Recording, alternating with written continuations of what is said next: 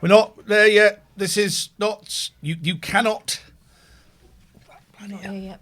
Not here yet. Just forgot. Just a little bit distracted. Not here yet. It's not started. It's not started. It's not started. Here we go. No, that's Gary's house. We're not coming from Gary's house. Oh, I have to come from Gary's house. We can do Gary's house. I'm going to have to come from Gary's house. Okay, so we're going to be coming from Gary's house. Oh, okay, that's great. Very funny. So we're going to have to come from Gary's house. Mm-hmm. We go. I'll be coming from Gary's house. Coming from Gary's house. Hang on. You got to come over this way a bit, please. You do it, Matt. There we go. Better? Yeah. Right. No, it's not. Hang on. It's better. Coming from Gary's house. Very poor planning. My fault. We were waiting for Domino's. That's all. It's Domino's fault, actually. Domino's fault. Oh, Jesus, it just dropped. We fell.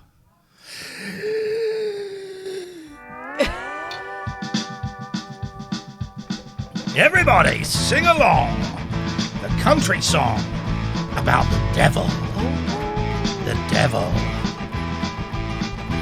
Two lost lambs on ham, not a man, not a man, understanding the daddy's understanding. Hey, found a lot of pain. Dark words overheard, nipple twist, rug burn, demon bird, demon round, me and Stevie Guttenberg in the local fire. Satan, we are on our way. God just like your praise today. I feel we lost some of the power. Yeah, bit rushed. I feel we lost some of the power. We're coming live from Gary's house. We are. I'll do that. We'll get a bit more. Get a bit more of you in. There's a whole lot of me there now. Look. There we go. We got you in there. Ladies and gentlemen. Shall I proceed? Hang on. No. Can you just give me the nod? Welcome. Orifice. Why don't I do that? Hang on.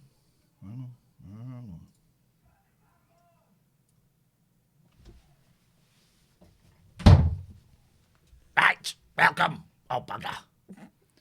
Bugger this.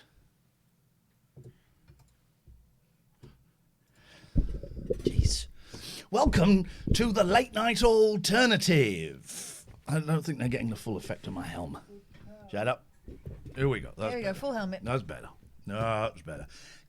Judge Boyle, why don't we tell them what we've got this evening before we get into it? Because it's a busy old night. Well, of course, it's Judgement Day because it's Friday, and we'll proceed with that in a second, and I'll explain all.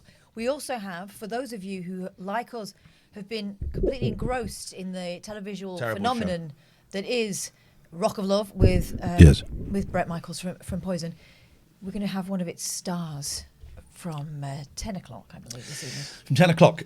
We may have two of its stars. We may actually have Bret Michaels sitting in this chair as well, which is very exciting. Mm-hmm.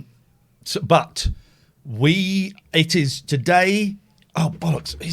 The kids are here and they're unplugging my Stream Deck. Plug that bad boy in. If you don't get a snake tomorrow. All rise. For Judge Boyle's Judgment Day. Ladies and gentlemen, the court is now in session. That is. Hello, welcome. This is the time of the week where we look at the dog's not dead. Look, wake up. It's fast asleep. It's asleep. Wake up. Let sleeping dogs lie. First rule. Wake up. Wake up. Wake up. Oh, I left my truncheon up, my bum, upstairs. Next week. This is Judgment Day. Mm-hmm. People on Twitter, if you annoy us, we will ban you. And on Twitch. People on Twitch, because I'm booted off Twitter still. Obsessed. People of Twitch, if you annoy us, we... There. Officer, would you allow me? Please. Ladies and gentlemen, it is my solemn duty and indeed privilege to once again preside over these proceedings as we endeavour to preserve the vibe to which the late night alternative has striven to endeavour to adhere over these past 5 months. As regular viewers no doubt will be aware, there really is only one rule when it comes to the chat on this channel. A rule very simple, one would think, and yet one which has, oh dearie, dearie me, as the 12 cases before me tonight will demonstrate, a rule which some of our number find extremely difficult to apply and even harder to observe. The simple rule is, all together now, don't be a dick. Don't be a dick. But what does this mean, Judge Boyle, I hear you ask? And as much as it pains me to accept that this is still a foggy concept in your mind... Excuse me. Hello? No. Okay. A foggy concept in your mind. Essentially, we are talking about comments or attitudes that a reasonable person, again, which is a stretch for some people's imagination, would never dream of expressing in person. Now, unfortunately, officer, the loosey-goosey nature of this show would lead some people to feel emboldened to use some of their largely anonymous online personas to release some venom, some inclinations harboured in the shadowy recesses of what was once their souls. But put simply, being a dick is as follows. Being rude to a stranger, you're being a dick. Knowingly causing offence or stirring up trouble, you're being a dick. Jokes wherein the punchline focuses on a personal trait over which the target has no control, you are being a dick. We are, however, of course, human. Our mods are wonderful and yet human, and mistakes are sometimes made. One of our mods is not wonderful. And some of them aren't human. But this is why there is an appeals process which we are gathered to put into practice tonight. And so let us sort the sinners from the sinned against, the naive from the knobheads and the contrite from the gobshites. The course is now in session. If anybody would like to call in to put the case for or again anybody that we are bringing up in the banned list, 0203 286 6370. If you just read a handful of the names. So these people might want to call in to defend themselves. Just read a handful of the names. Quartz 4242 will be appearing before us this evening, as will Daz 217, Scrimpton 3, Dally Ho, James Fenn 01, Josh Louis 19, Adrian Bullen, all _ dead _ horses, 47 K2, Tot Zeri, Blair 3037. Quite a selection there of rogues. Now, some of the mods will go, hang on a minute, we looked at that list and there are a couple more people on there. Well, some people we ain't even dealing with. They're gone. And also, well, we've had some very lengthy emails, and someone, I'm not going to say any names, but someone actually phoned up Richard Gregorian of Gregorian Emerson Family Law Solicitors, phoned them up and was on the phone for half an hour getting genuine legal advice, and then sent me a stroppy email. Someone, I'm afraid, has missed the point so spectacularly with this show that it's really not worth going into it. Someone, I had to come on earlier on and block, before we weren't even streaming, I just came on and blocked someone. That's what we are dealing with here. So, who's first? First up, Quartz 4242. I had this mitigation. I don't like him. Sounds like a PR1CK.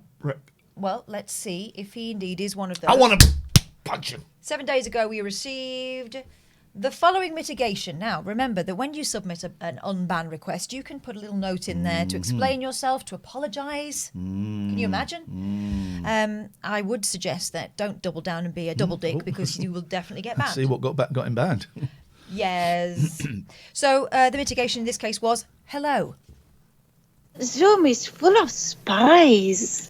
And the reason this person got banned was they called us C-bombs. Yes, and banned by Matty Stevo, one of our bravest mods. Very brave mod. Yes. So I'm afraid this is an open and shut case, isn't it, officer? Okay, but did you do anything else leading up to... Well, Did you just thrown a random C-bomb in there? Let's see what led to said bomb. Let's see. So, it's his fault. Jay, thank you, made all our lives better. No adverts. What happened? These are all things that were sent within minutes of each other. What happens? Tell. Doesn't work if it's not 4 a.m. Work on your worldwide audience. LOL. Get Jay in. And the girl. LOL. Girl asterisk. Love her work by the way. Jeremy Kyle. I look like in 47. I'm 50 plus. Pog. No. See, if you click on your numbers, does it get rid of your numbers? Where are the numbers? Yeah. Yes, I can do that. That's better, isn't it? I press the Got rid of I. the numbers. So are we finding guilty or innocent? Oh, he's innocent. He's guilty as sin.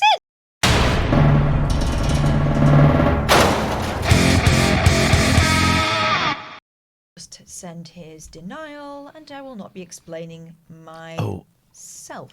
Hang on a second. I need to. We're going to go silent for a second, guys. Bear with me, because I know that we need to add something. So we're going to do this here. I forgot to do this. Bear with us. Bear with.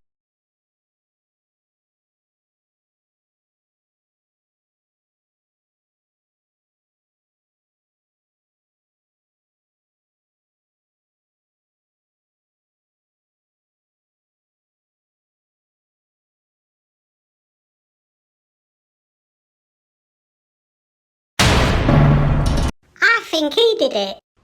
I think she did it. I don't think they're dead. I know who did it. Do you? Oh. We forgot to play that the other day, That's so a we thought missed we'd play it now. opportunity, isn't it? Here we go. Okay. Okay, well, this charming character we had before us this time, ladies and gents, Daz217. What is it with the numbers in the names? You're telling me there's 216, 217, because there will just be a Daz. There's a lot of Dazes. 217 Dazes before Daz. Imagine all those 217. Dazes gathered together under one roof, one Dazzy roof. Imagine your name is Darren, right? Someone calls you Daz, and you make a decision then, right? I'm going to accept that for the rest of my life. I'm going to call myself that.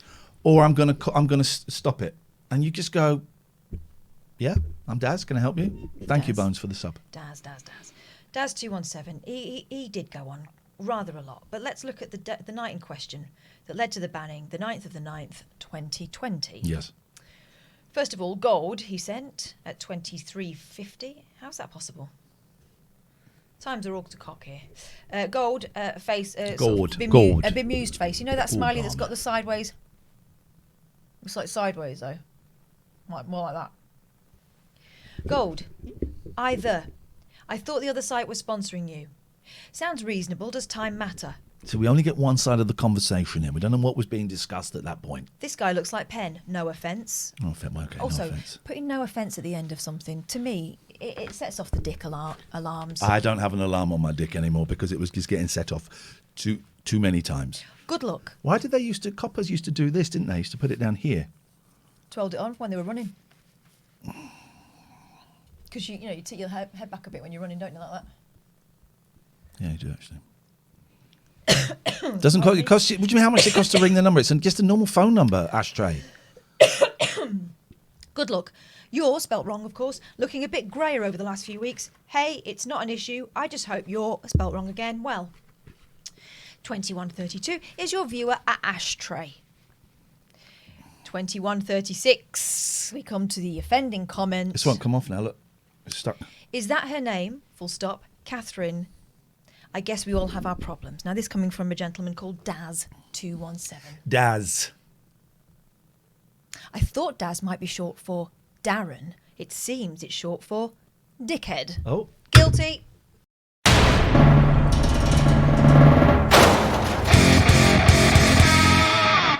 Let's just see his mitigation. We forgot to look at that, didn't we? Yeah.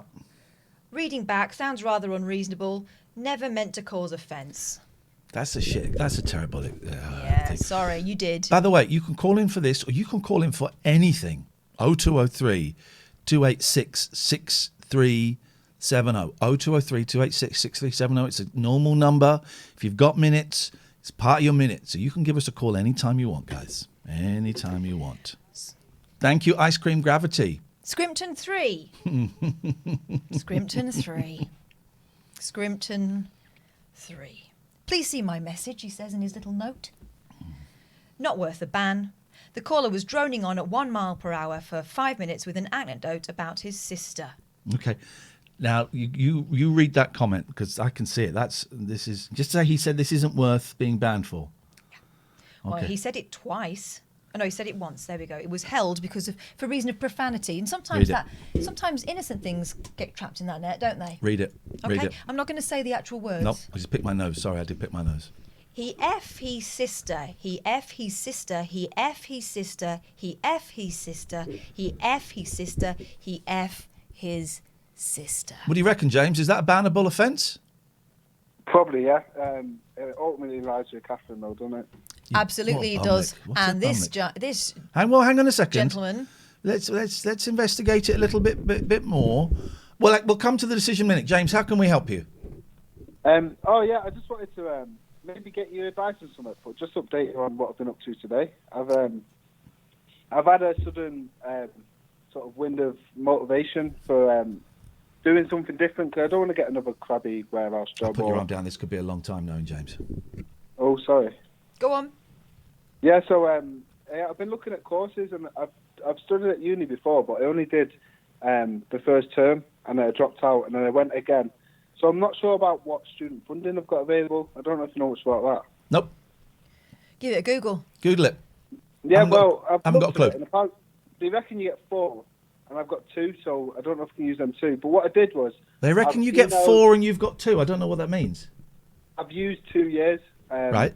So if I wanted to go back, I've only got 2 years funding. So I've written to my local MP and said, like, is there any way... Why would you write to your local MP? I don't know. I've been looking online to get some advice on careers or education, and I literally can't find anything. There's no sort of numbers to ring anyone or... For what? I'm confused. I'm confused.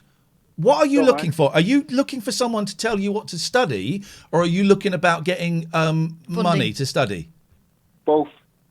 Right, so you don't even know what to study? No, I do. I know roughly. I want to do sports nutrition or around health or something to do with sports. So. Okay, well, my suggestion would be, first of all, the course is started in September, so it's going to be tricky, but a local college might have something starting in the new year, like a shorter kind of course.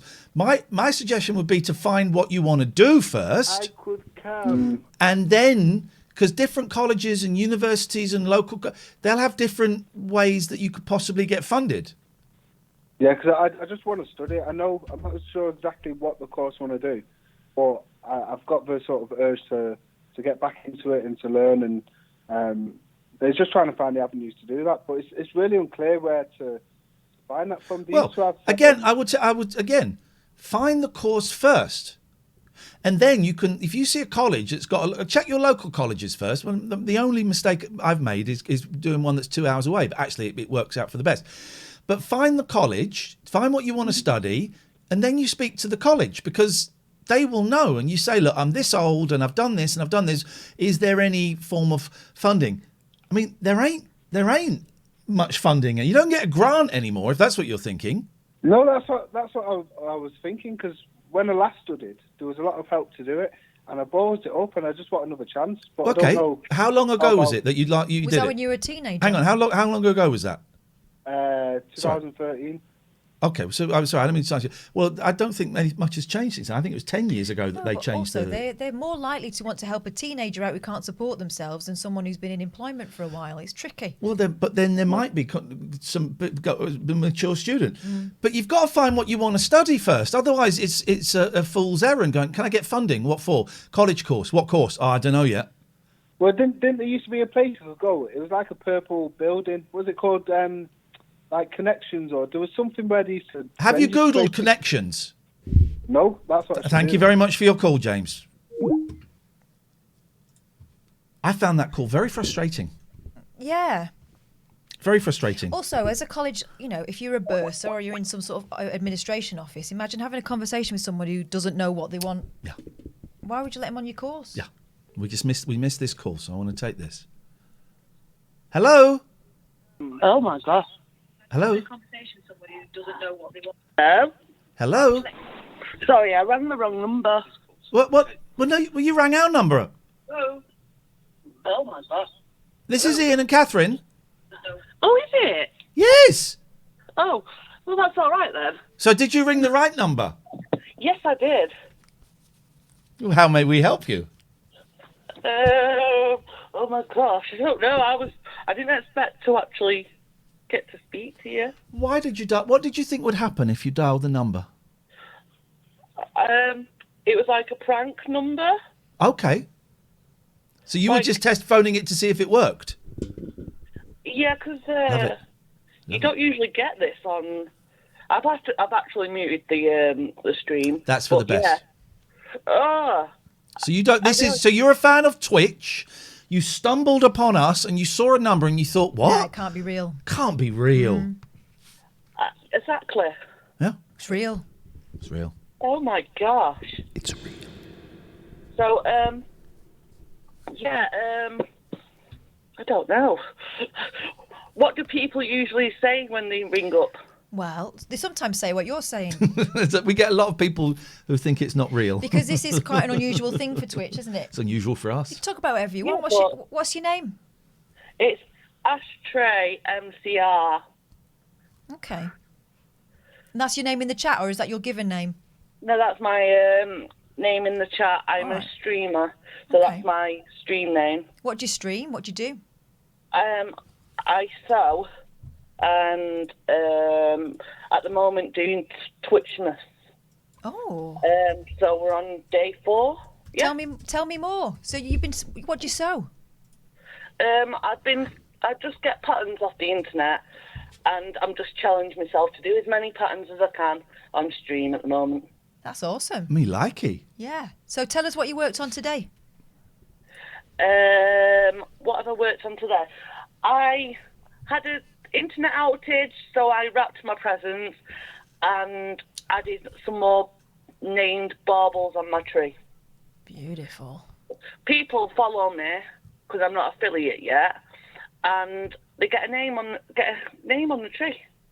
That sounds good. How many? So you've got. So for each follower, you put a name on the tree. In the month of December, yeah. How many names on the tree have you got to put on? I think I've got about 10 on there so far, and 2 raids. Okay. Right. Okay. Here's the thing though. Now you've got a problem. Yeah, because if we tell people to go to you're gonna be dead busy. I'm about to get everyone. Oh, I've just followed you. That's one for me, please. Oh, hang on a minute. I'm in. Yep. And also, I'm about to put the link into the chat. I didn't fail to post a tweet. Oh, that's you. So you're going to suddenly have loads of people wanting. Okay. Are you up for that? Yeah. You're going to need a bigger tree, says I've got Isaac. my circle cutter right here, so all I'll need to do is go onto my dashboard. Everybody, go and click on that link I have just posted. That is Ashtraymcr, who we are talking to now. Go and click on it. Click the follow. Let's go. You've got 149 followers. Let's see if we can get you up to 200 by 10 o'clock. How's about that? Oh, that'll be wonderful. But can you look at your keyboard? It glows and everything. Look. Look at that gentle hand operating that mouse. Your workstation looks like a nightclub. Thank you. Okay. And well done for. Here's the thing. I like gamers. 217 followers already. Well done, you lot. That's brilliant. You've got 214. 214. It's just gone down. So someone's obviously unfollowed. They've seen what you do. Don't unfollow. Don't unfollow. It's gone down. It's gone down to. I think it's a glitch. It's a glitch. Well, it's hovering between 160 and 200. So everyone go and click follow. Here's the thing. I like gamers. I like gamers on Twitch a lot. But I really like people that are doing something a little bit different. Yeah, I do. So sewing on there, yes. Yeah. Yes. Oh, I forgot to mention that you sew swastikas. Unfollow. No, I'm joking. No, I don't. I've been singing carols and singing Christmas stories as well. Okay. So. Well, it sounds like a cracking stream. It looks like you've got over 230 followers now, but I can't quite tell because it could be a little bit glitchy. But I'm seeing 241 followers. You just put on 100 followers. Yeah, you've got quite a few more than you had, so you're going to be very busy. All right, 236. Go to work. Right. Go to work, Ashtray. Lovely to talk to you. Thank you for calling. That was good. We missed another call, Judge. Oh, sorry. The he F his sister. Did we decide? Yeah, I don't think there's any debate around this one, is there? It's in a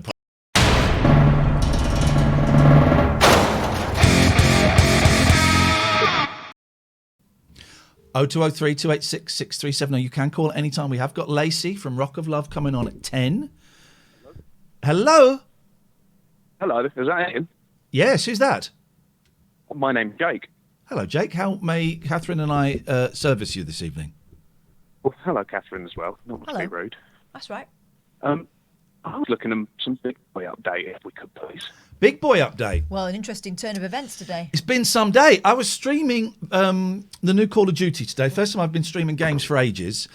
And I was sat there. I had to delete the stream because I said something in there. I said something in there which I didn't want in the public domain. So I've deleted the stream. But I'm sat there playing. And then I went, oh, my God, it's Big Boy. And Big Boy, who I had for 7 weeks, and I let him out 2 weeks ago and haven't seen him since, he was in the garden. So amazing. I went and opened the back door. He wouldn't come in. I put some food down. He wouldn't come in. And then I spent about 40 minutes because I've got a back door. I've got patio doors. So I opened the back door in the kitchen, and then I was waiting for him to go into the kitchen so I could go out through the patio doors and then shut the kitchen door. It took ages, but I did it. Big Boy is in the house tonight. He's he's calmed down a bit. He was very frantic earlier on. George is bullying him a bit. And here's the thing, Jake. I've got to work out what is the best thing for Big Boy, right? I know the best thing for me is to keep him in the house and make him my project. But I don't know if it's the best thing for him to be doing that. So he's going to stay tonight and probably stay tomorrow night. He could be scared of the dog, says Robbo. You're right. And then we'll see. But he's been well fed today. I've tried to kind of let him have his own space, and he's been all around the house, and we will see what happens. Amazing news. I'm really happy for you, mate. Thank you, man. It is incredible news. I couldn't believe it when I saw him. Couldn't believe it. You know, he's a bit dirty so I'm going to keep him in this weekend and feed him, and then we'll see. Well, it's a tough choice to make whether to keep him or to let him back out. But yeah. I think you know that you'll do what's right for him anyway. Thank you, man. Thank you for asking. I really appreciate that. That's absolutely fine. Love the show. And Thank you very keep much. up the good work, guys. Have a lovely evening, sir. Who's next? Well, this one looks familiar to me. Is it because we've already discussed it? Is this one of the people we're not even... We can discuss this. So you need to read the conversation before we go to the explanation. Right, let's do that. We have talked about this before, and I have read an email from this person on the stream. Don't say who banned, please. All right, no problem. Okay, so I have this. Thank you, Paul, and thank you, Clayton. And thank you, Andy, for gifting a sub to Ashtray Manchester. Thank you. All right, here we go. It starts off thusly. How many people listen to talk radio? Who is the biggest, and I mean biggest bellends who is famous? That's Daniel Bedingfield is the answer to that question if you need to know. Where is Susan? Very entertaining. Susan was a weirdo, but entertaining weirdo. I love Rainbow George. I've been separated away on lockdown from my girlfriend for 2 months. It's very hard. That's a joke. I know. So did the show on Sunday not happen? Last time you laughed so hard you farted. Your favourite job? How do I stop being a stoner? Interesting. Okay. I'm on the bog watching you, but I promise I'm not doing a number 4. Okay. Ian, do you remember the Poppy guy from a few years ago? Let's skip forward a bit because we'll get to where he talks about David, who we fell out. And but he's someone I still have respect for and wish nothing but goodness to. It's kind of like there we go. Who was that? Right, okay, so there's quite a lot of that. Okay, here we go. Talking about Rainbow George and how much you missed him, etc. Who was the guy who used to call talk radio David? Anyone remember his name? He was hilarious, and I got his willy stuck in a Hoover. Gosh, okay. That's a revelation. Yeah. Was it David? And then Matty Steve said it was David, but we don't really talk about it here because they fell out. Oh no, why? This is doing my head in. And then I think Matty said something else. Doesn't want to talk about it too much. Thanks for your answer, but why would you not say?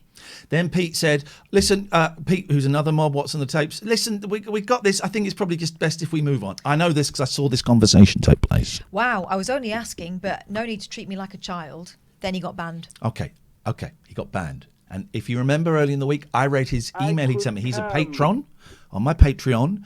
And he said, I got banned by what's on the tapes. who he overreacts and he gets on my nerves, and I didn't do anything wrong. Right, here's the note that comes with this. Why would you ban me for asking a question and saying that I should not be spoken to as a child? I'm so upset that this open group for people has become such a dictatorship. Pseudo-dictatorship. Oh, right. It's not even a pseudo-dictatorship. It is a dictatorship. We decide what goes on. I've not been able to watch for a while, and I'm tier 3 on Patreon. Why are you allowing your loyal followers to be banned for no good reason? Honestly, surely the TLNA can't have become this. And he sent me that message, and it was a conflict because he sent me the message accusing Pete of banning him, and I banned him. I banned him. And he's a nice, but the Patreon and this are separate. And I thought, what am I going to do? So I think I would like to put this to the public vote. I think so. With the proviso that if he does come back, and I saw the conversation between the mods, it was respectful. Yeah, and I don't want to undermine the mods either because they do a brilliant job. Obviously, they're not paid and they have to judge things within context. But I banned him. And also, I think if you're asked not to, it isn't free speech. If you're asked not to talk about something, then don't. Mostly because we don't want it turning into someone being slagged off. No. That's the reason. So that's why we're not going to go into it. We're not going to start talking about personal disputes because it's nobody else's business, really. These two know what went on, and that's enough. Dally Ho is the person. There's the poll. It's over to you. It's over to you. Should Dally Ho be banned or unbanned? Tier 3 patron. Well, first of all, you don't have the tiers aren't numbered in he's patron, which is separate from this. It's separate from this. Gemma, Pete didn't ban him. And he was told twice before that, don't bring it up here. Why would you talk? If someone had been, if I knew. No, not you, because it would be slightly different. But if I knew that Mandy's one of our mods, if I knew that you had fallen out with a friend, right, and to keep going in front of you, but why though? But why? No. I don't want to talk about it. But why though? So it's there. Let's put it out there. It's always going to end up in tears. Thank you, Jason. You're the fifth person to make that joke. Here is my instinct on this one. Yeah. He's never going to be happy with the way we're running things. Yeah. Gemma says, but he felt belittled by Pete. But I saw the conversation. Pete did nothing to call. Pete did nothing. I saw it. Pete. He may have felt belittled by Pete, but that came from him. That's not on Pete. That came from him. That was nothing that Pete did because I saw it. So it's over to you guys. We're handing it over. Should Dally Ho be unbanned? 58 say yes. 42 say no. While this is going on, seems a great time for... It's sponsor time. We're all feeling fine with the sponsor time. It's sponsor time. Yeah. So we do this show because we love it, but also because we love money, and we make such big dollar off this show. Huge. We sucker some sponsors on. Gregorian Emerson Family Law Solicitors, who's buying TLNA merch for all of the mods. And there was so much merch handed out this week, what with Hudo, etc. So thank you very much indeed to Richard Gregorian for funding that. He buys the T-shirts. Also, thank you, Richard Gregorian, for getting people out of unhappy relationships, because that is his day job. It's his day job. He's a hitman. If you think your lover is a prick, he'll kill them. No. That's what people he did. People don't know that. People don't know about that. He's a family law solicitor. He will not make any more drama out of something that's already quite dramatic for everyone concerned. What he wants to make sure is that once the divorce is over, you and your family can proceed with your new arrangements, but without any more remorse and friction than has already happened. So there we go. Thank you, Richard. Poseidon Safety Management, sponsor the James Bonds. The James Bonds. The Devon and Cornwall is a whole lot. You know why Cornwall's tier 1? Because Nick, along with the Bonds and along with Zeus the dog, they went and humped a ghost and the baby of that ghost was sacrificed. Right. And the blood of the ghost baby that they had made with all of their seed, like all of the seed it was together with the ghost thing, and the blood of that baby ghost is the vaccine. And it's the Pfizer vaccine. It's not the AstraZeneca one. How much of that ghost though is made of seed? Because I don't know if I want The that. ghost isn't made of seed. Okay. The baby ghost, obviously there's like a whole hodgepodge of seed. Ooh. There's a lot of seed in there. And that is where the vaccine comes from. Poseidon Safety Management begins with a P. So does Pfizer. It's all out there. Same number of letters. POSEIDOM, PFIZR. Same number of letters. Poseidon Safety Management made the vaccine by shagging a ghost. You're welcome. Abby Care. If you are getting tired of these guys and gals, if you're tired of these guys They're knocking... sick of seeing you. Hang on. Got this. This is going to be a good one. All right, go on. If you're sick and tired of these guys, you need to be over there. I'm paying attention. Come back here. Like Matt Hancock with that woman. If you're sick and tired of these guys knocking on the door and then standing in front of these gals, these fun time gals, maybe you got an issue with addiction problems. Maybe you got some addiction problems. You got some addiction problems. abbycare.co.uk. abbycare.co.uk. Go and have a look. Addiction recovery clinic specialists. There's teams there that will help get you straight. So you never know. You never know what. You never know. You might end up becoming one of these. I don't think they'll take. I don't know. They probably would. I don't know. They would take you. Oh, God. You have to study for years and stuff. So it's a little bit more complicated than that. But if you want to be a copper, get in touch with abbycare.co.uk. That's not the thing. No. If you're sick and tired of taking drugs, then go and have a... Mention this advert, they get 25% off, which is good. Hey, got some great news. Look at JPU Records. Oh, they very look so kindly good. You haven't even opened them. sent me... I'm not going to. I'm not even going to... I'm probably not going to play I them. would really enjoy that. CDs, Scandal, CDs, Christmas album, right? Christmas album. I got given these because I was in the jungle. I think one might be for me. That doesn't say. I mean, it was addressed to me. It doesn't say on it there. So I tell you what I'm going to do. Right? Yeah. I tell you what I'm going to do. Go on. Pick one of, not the Scandal one. Right. This is serious now. That one does look good though. I'm having that. Pick one of the Christmas CDs. Right. Take that. Take it. Yeah. Right. How does it feel? Feels good. I'm going to give it away to a viewer. One of you is going to win that CD that Katherine has mentioned picked out at some point this evening. That's happening. And I'll send it to you. And if you want, I'll sign it. It's happening. Thank you, Katherine. I'll take that. Put that over here. This is the one. That's the one. So that's going to happen there. Righty-o. Thank you to the sponsors. By the way, next week, Team 17, the video game people, 30 years of Team 17.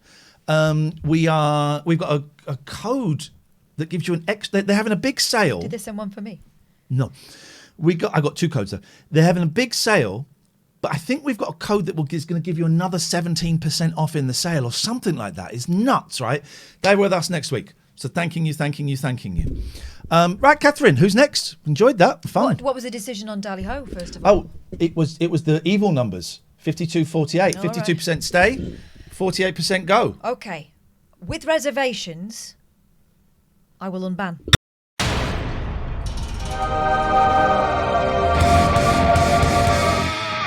But not because of the money.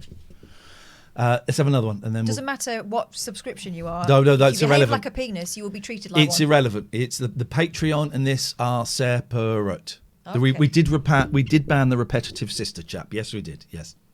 How much better is it not knowing how many people are watching? Yeah. Isn't it? Yeah. It's none of our business. None of our business. I mean, it literally is our business, but no, it's none of our business. Business. I'm so sorry, says James Fenn 01. Oh. Which sounds to me like this is what's coming up, ladies and gentlemen, smells like a flimsy excuse. Thank you, IG Fallows. Thank you, Steve Bishop. I'm so sorry. My 12-year-old brother was on my Twitch account last night and I was at my mum's, so I couldn't stop him. I'm again sorry. I don't like these. Someone was on my Twitch account. Needs better things. security I'm getting protocol. very hot here. Especially if we're talking about a 12-year-old. Your responsibility is to protect their innocence. Also, if they had a mobile phone, then he could just log in on his mobile phone. Let's see. Okay. Well, if that happened last night, can you vagina, explain to me Dennis why vagina. for several days we've been getting yo, yo, yo, hi. Read that one from the 11th of the 11th. You look better in the jungle than how you do now. The U is the letter U is Yeah. standard abbreviation Yeah. for the word U, so I'm not going to call him out on that. Well, I'm calling him out. I mean, it's three letters. One I've short started doing U. Well, U. don't. Please don't. Are you getting a haircut soon? This is the conversation, the chain of events that led to the banning. It seems like the same tone of voice from the previous messages to me. Are you getting a haircut soon? 3 question marks. Looks good. Google Meet. The bin. Funny face. Succession of emoji things. Nothing. Ian Boyle and Catherine Lee. Catherine spelt wrong. I'm bored. I'm very bored. Don't come to me, Sonny Jim, with your silly excuses. We know it was you and not your brother. Off your pop. Banned.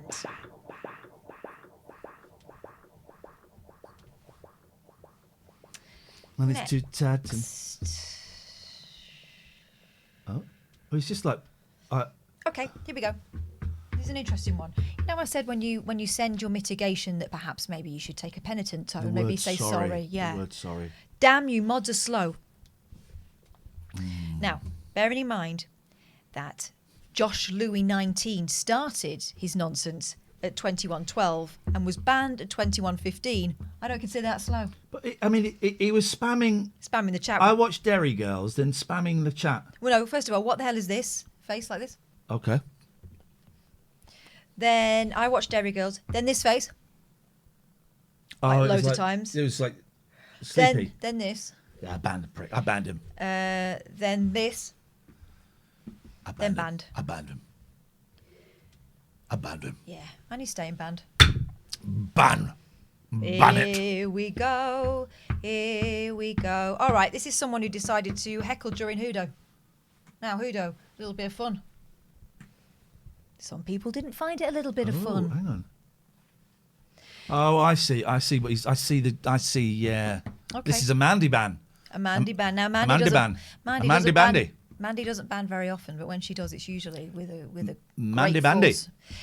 I'm very sorry for the comments during the Hudo show. I was overexcited after saying she's hot about the cook. You don't get that in the bill after seeing the detective. I'm totally disgusted with myself over the Undateables comment. I will, of course, abide by your ruling. I'm truly sorry to all those involved. Can I just add... We're so close to being unbanned. I know, can I just add... Never So a good close. idea. So close to being unbanned. Just add. Can I just add and can I just say... and no, probably best you don't.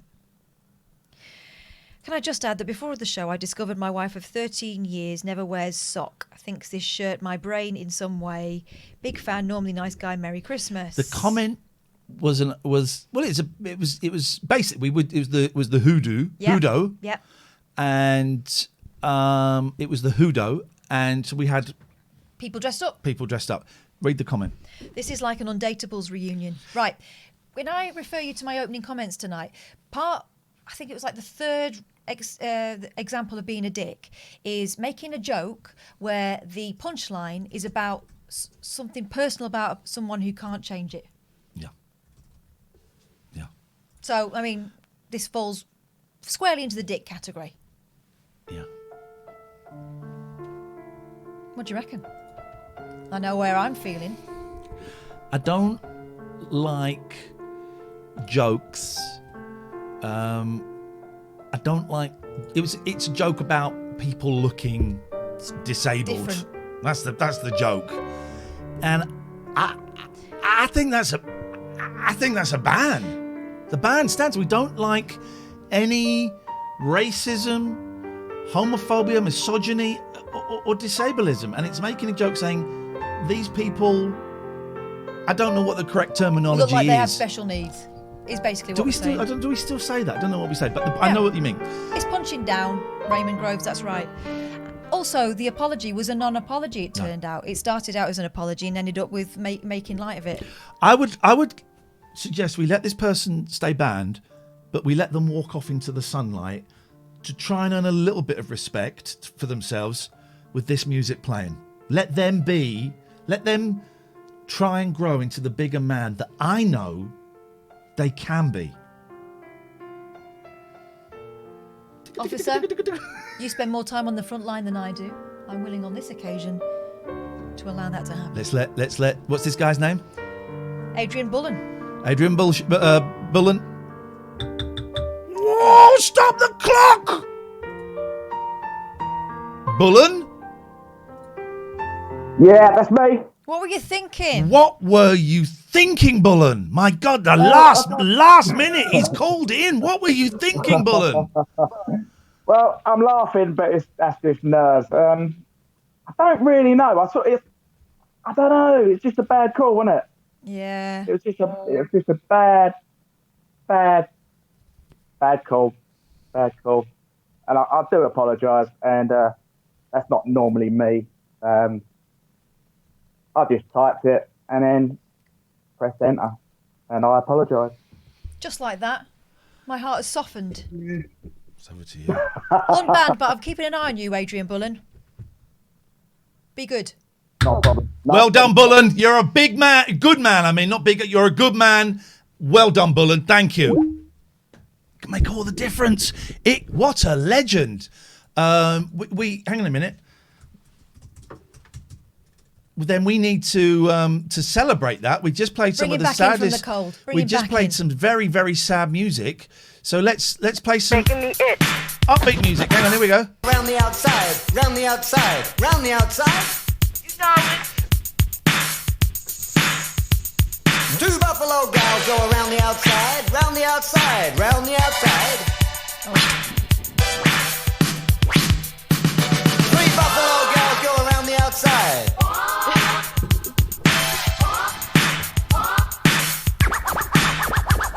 Four buffalo gals go around the outside, round the outside. Okay, there we go. So that's that. That'll do. That'll do. That's the difference. What All right. difference a day make? What difference a dame makes? See, we are not without hearts. No, we're not. What? I like that guy. I know it. This guy, though, appears to be what can only be described as a tosser. Okay. All _the_dead_horses. Now, I remember this because it happened not very long ago.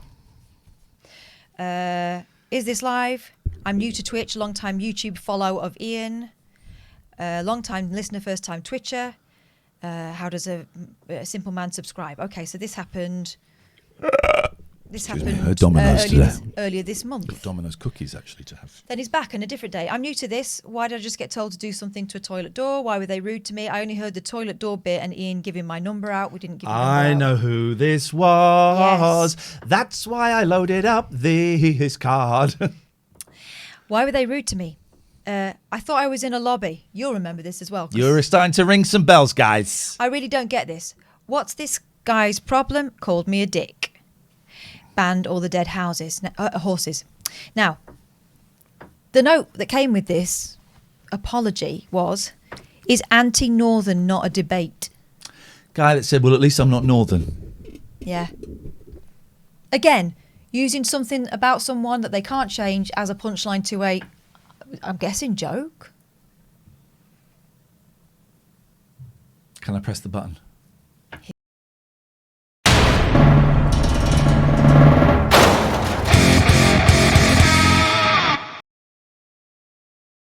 First time we got to use the no to racism. It's not really racism, but it is lazy discrimination. So off your pop sugar. And he was a knob as well. That was the thing. That was the thing. He's just an unpleasant knob. He reached for that because he was feeling defensive. So, going from me having a northern accent, off your sod, mate. Here's this is half my show. Twitch Custard Pie says, Iain, was your Domino's cookies burnt on the bottom? Whenever I order them, they're burnt as hell. I haven't checked, but no, mine's an excellent franchise. When they deliver. They don't always deliver. Bye. Okay, this is from another. Have we got 5 left? We've got 3. Okay, here we go. Where is it? Oh, I ban this. 47_K2. 47, I would imagine, is the age. K2, the mountain. I would guess. 0203 286 6370 is the phone number if you want to give us a call. You were shit in I'm a Celeb. Do some trials, mate. Okay, so he's with the I'm Celeb bants. Oh, okay. How old is that? 3 years? Very old. And the zinger as he left was as follows. Must be on the decline being a celeb going on Twitch. Lol. Well, First of all, this person won't be there anymore. Yeah. But hang on, Alistair. we're the first people that Twitch has asked to come and work here. So not on the decline, actually earning more than I was. You on the were earning radio, more than you were at the Talk Radio. and we're doing all right. So thanks for your concern. How about you eat a pig's vagina? I'm just being told that at the bottom of the cookies box, it gives you instructions on how to reheat them. What the hell? How? Why would anyone read any instructions from them? What the hell? Hello, Alistair. Hello. Hey. First of all, we've got the Katherine mug. We can't see you, by the way. Oh, can't you? No. Is that better? Nope. Yes. Oh, look. He's merched up to the max. Oh, look, he's keeping his syringes in it. Isn't that We've got sweet? the Bum syringes, though, aren't t-shirt. We've got the Katherine mug. You can buy these mugs from Catherine's Etsy shop. We'll do after we've spoken to Lacey. We'll have a little look. Obviously, that is not me. That's a bee, but I done paint that. Look at this cutesy guy there. Look at this guy. Hello there. I was thinking, Katherine, that I would make tea and put some honey in it. Well, that's an excellent. Does that work? Okay. What do you mean put honey in? Of course, Honey and tea. People use honey instead of sugar. Instead of sugar, yeah. Sounds like a good idea then. Yeah. Because of the bee, that's the joke. There's a bee on the... Okay. Love it. Also... That is a big syringe. I don't want to know what that's Dr. for. Fumbles. Dr. Fumbles. It's still ruling my personality. I don't know why. But... It was a strong character. Very powerful. Very powerful. Don't break the law with that character. there. So just thanks for the T-shirt as well that you're sending me. I've emailed Scott. The other thing I was going to do is offer myself as duty solicitor for one of the cases. These are all lost causes, Alistair. I don't think you can defend any of this. Whoa! You're supposed to be coming in unbiased. You can't call these as lost. I've seen what the next one is. Okay. Well, all right, Alistair, let's do it. Let's see what the next one is. Bearing in mind, we've got our guest in 10 minutes. Okay. So let's see what the next one is. Left. Let's see if Alistair can defend it. Okay, over. Okay. Another chance, sir. Smiley face is the note. Okay. No mention of me, who's making the decision, but that's okay. Why are people encouraging him? WTF Sam. So I think talking to someone else who's on the stream. Hang on a second. Listen, you can hear Big Boy. Hang on, listen. Shh. Big Boy. He's over here. I think he's in here. Oh, he's in the kitchen. He's in the kitchen. Really? Yep. WTF Sam. Yes. Pooh, robot face. One of those frogs. David Baddiel, spelt wrong. Stop referring to yourself as a TV show. You banned. I banned, yeah. Probably saw the frog. But also, I mean, just what is he on about? Alistair, defend. What was it? What is he referring to? Don't know. What's going on? Frogs. Yeah, you know the frog. That frog. Alistair. Was he on some sort of substance? Do we think? I don't know. But I obviously banned him for going on. Right. I think unban him. Yeah. Is he a regular, or Nope. is he just sort of in and out sort of thing? He's sent 6 messages total one night. All right, so unban him. But my eyes are on him. Well done, Alistair. You got him unbanned, mate. Well, I didn't have to work very hard. No, well, that's it. They don't need solicitors. To be honest, I couldn't remember why I'd banned him. They don't need solicitors. Thank you, Alistair. These solicitors don't work very hard. A very compelling argument from Alistair there. Excellent. Okay, next and final one. This is the last This one. is working out beautifully because we're going to be finished. I think I look cute. Do you? Okay. Well, Blair 1337.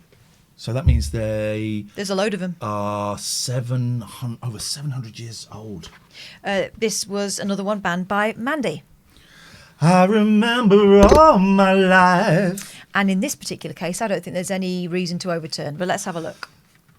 GTF, you prick. The first and only that thing. Is get to F. And the little note asking for our forgiveness. Celebrity, my ass, you cock. My ass, you cock. Is that what he's asking for? I think that's My it, children yeah. are like 6 feet away from me. I think that's exactly what they're saying. Okay. Yeah, I'm going to miss that guy. Denied.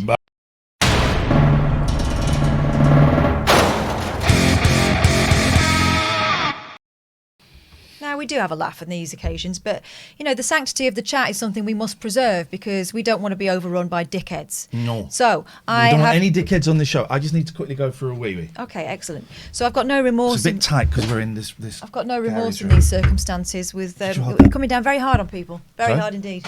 I will. I'll come down as heavy as I want. Are you all right there? You're still attached. You're still attached. Oh. I'm not now. No, you're not anymore. That chair is on wheels. It's like the beginning of Casualty round here. Okay. Yep. You enjoy that wee. So I'm just going to send the deny decision. Denied. And that, my friends, is the end of the story. And it's unusual, isn't it, that in the course of the proceedings we haven't had any new ones. But I am heartened by that because maybe it means that people are learning. Thank you very much indeed for all your support in the chat. I'm just having a look now. I don't know why he took his helmet off to go to the loo, to be honest. I think it was a very strange decision, but not the first and one of many. Right, so coming up in about 5 minutes, we'll be speaking to Lacey, who you will be familiar with if you watched. Coming up in about 30 seconds is... Something is happening in the kitchen. I think that the wee thing may have been a ruse, because... Anyway, coming up in about 5 minutes' time, we're going to be talking to Lacey, who is one of the stars of Bret Michaels from Poison's Rock of Love. Now, if you've ever seen Bret Michaels from Poison's Rock of Love, you will know that what he does is he gets... Hello, big boy. Big boy's at the bottom of the stairs here. You'll know that Bret Michaels has been looking for love very, very hard. Very, very hard for a number of years. And he was last seen on Series 3. Oh, what's happening here? Something spooky. Here. I don't know what that is. Thanks very much. This just appeared out of nowhere. It's a frying pan. Oh. I could come. Hang on, put it further towards me. Okay. All right. So there's some spooky things happening. I'm going to try and continue as best I can because supernatural things happening. Anyway, where was I? Yeah. So he has an array of beautiful women there, all a little bit like Cinderella. Follow Iain Lee on Twitch. But drunker and swearier and with fewer clothes, and they vie for his affections. He's a simple man. His affections are usually aimed at the ones with the largest personalities. So we're going to be speaking to Lacey, who didn't win, but in many ways she was one of the winners of that particular series. That is a very, very long way that's being had in there. One might say that someone had gone for a dump. Anyway, we're going to be speaking to Lacey very, very soon. Isn't it funny how quickly you get used to the supernatural? Spooky, it's a flying glass. Wait, that... There's a flying hat. Wait, that looks so... Keep quiet, man. I think it's a ghost. Oh, Right, go away now. It's a ghost. Go. Follow Iain Lee on Twitch, They're like and following subscribe. me. Goodbye. I've got to get the guest up. Goodbye, ghost. Okay, so, hang on a minute. Iain Lee went for a wee and Bret Michaels from Poison came back? What the hell? Oh, yes, ghost. Come in quick. Did anything happen while I was away? No, bugger all. Hey, man. Hey, man, I'm from the drugs department of the police. You're the love police. What do you want? Right. Goodbye. Better than half an hour, ghost. Right. Right. Court is out of session. Court is out of session. I feel like we kind of... That was good, though. That was slick. I enjoyed that. I didn't see it coming at That all. was The slick. wide open kitchen door. Wow, Bret, looking younger and healthier. Ain't that the truth? Also, your hair looks really, like real. One of the children in there is asleep. Is the he? other one is a ghost. Right, let's open Zoom. Do it. Let's get... I've just sat on the mic. So let's get Lacey. Oh, let me get the email. I'm going to post loads of links. She's got a really good podcast as well, actually. Can't hear anymore for some reason. Oh, because we're not plugged in. Right, follow that cable. Plug that in there, please. There. Oh, God. This show is getting slicker. We're going to finish early tonight. I'm so tired. Aha, there we go. Right, let's do this. Let's go. I've explained Rock of Love. We've got it sorted. It's like Cinderella, but boozier. Yeah. The Invisible Boy, clip by Sit Stands. Thank you. All right, we're going to do this. We're going to start the video. Oh, look, we're coming. This is very confusing. I wonder if I can. Rock of Love. Yeah, put us in front of some amps. I should have. If we've got time. Do you know what? I really wish we had a tech op because I hate doing all this stuff. I'll put them in front of a crowd of bevy of... It's going to be that. Yeah. It's got to be that. Beauty. That's too small. It's too small. It's too small. It's too small.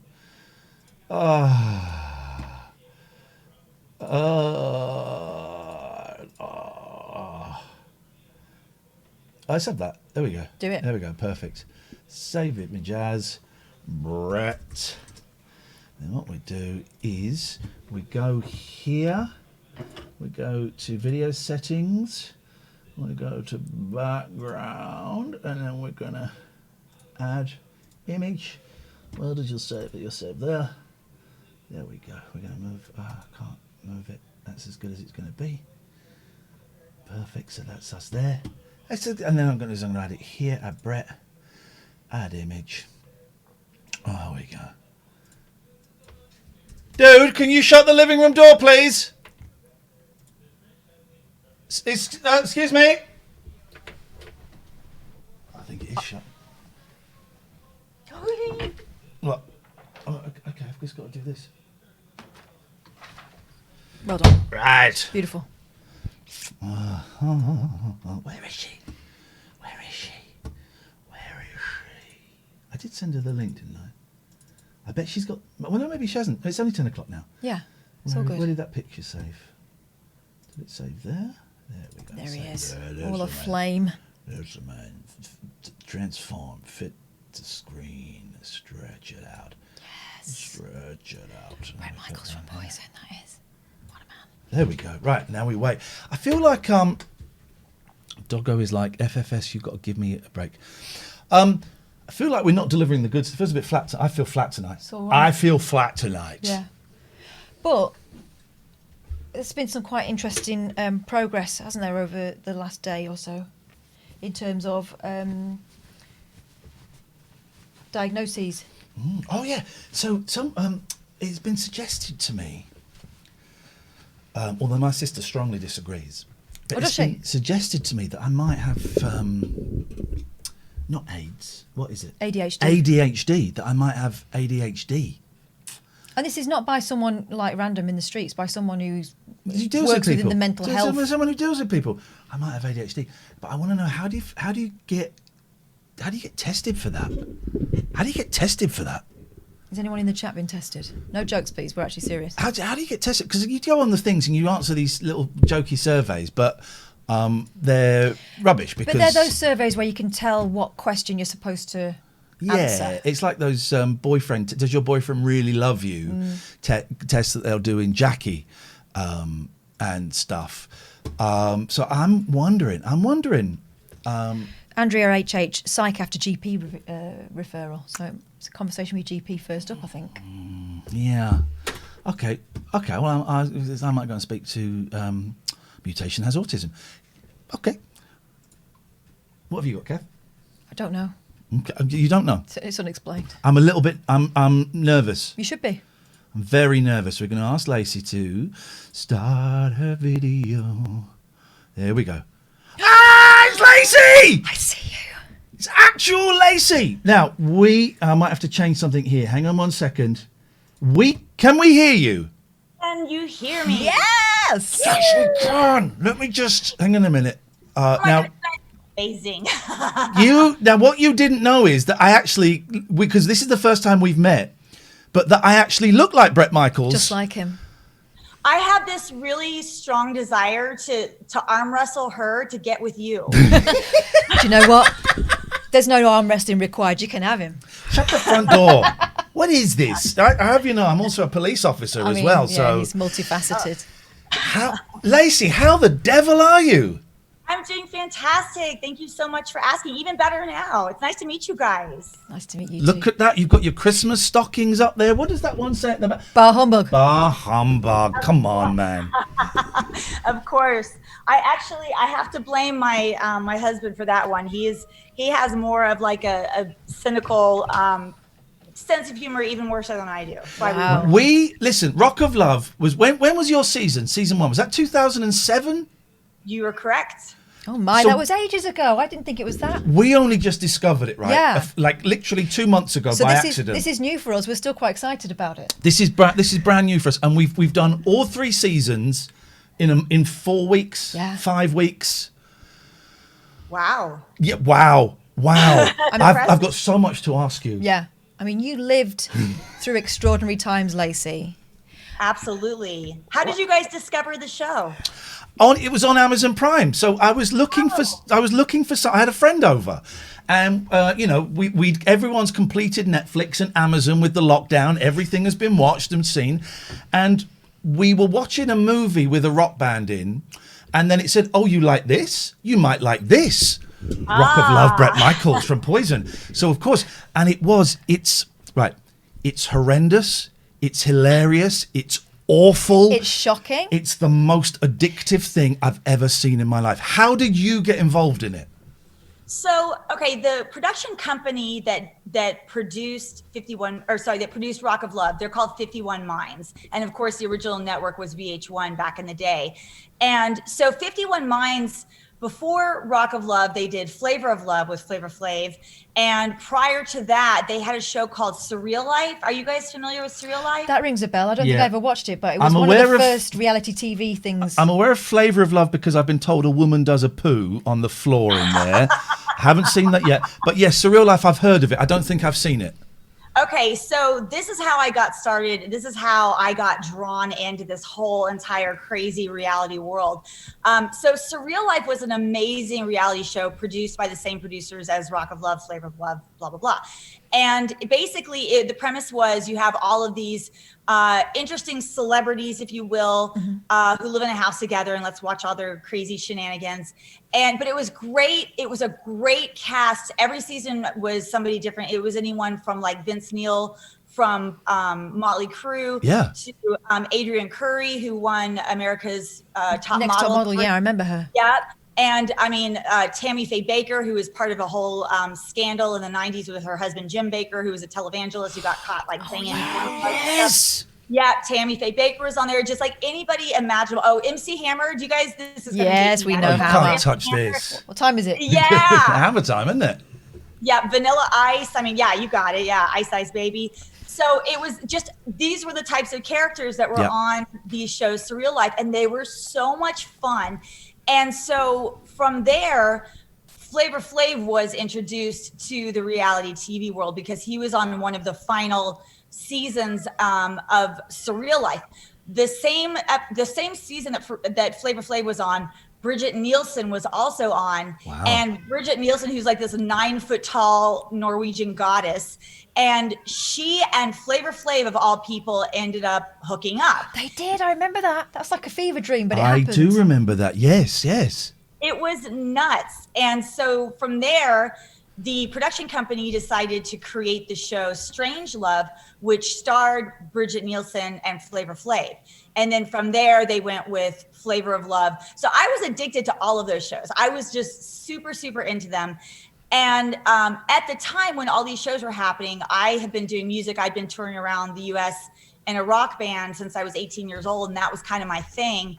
And I found out about the casting of Rock of Love.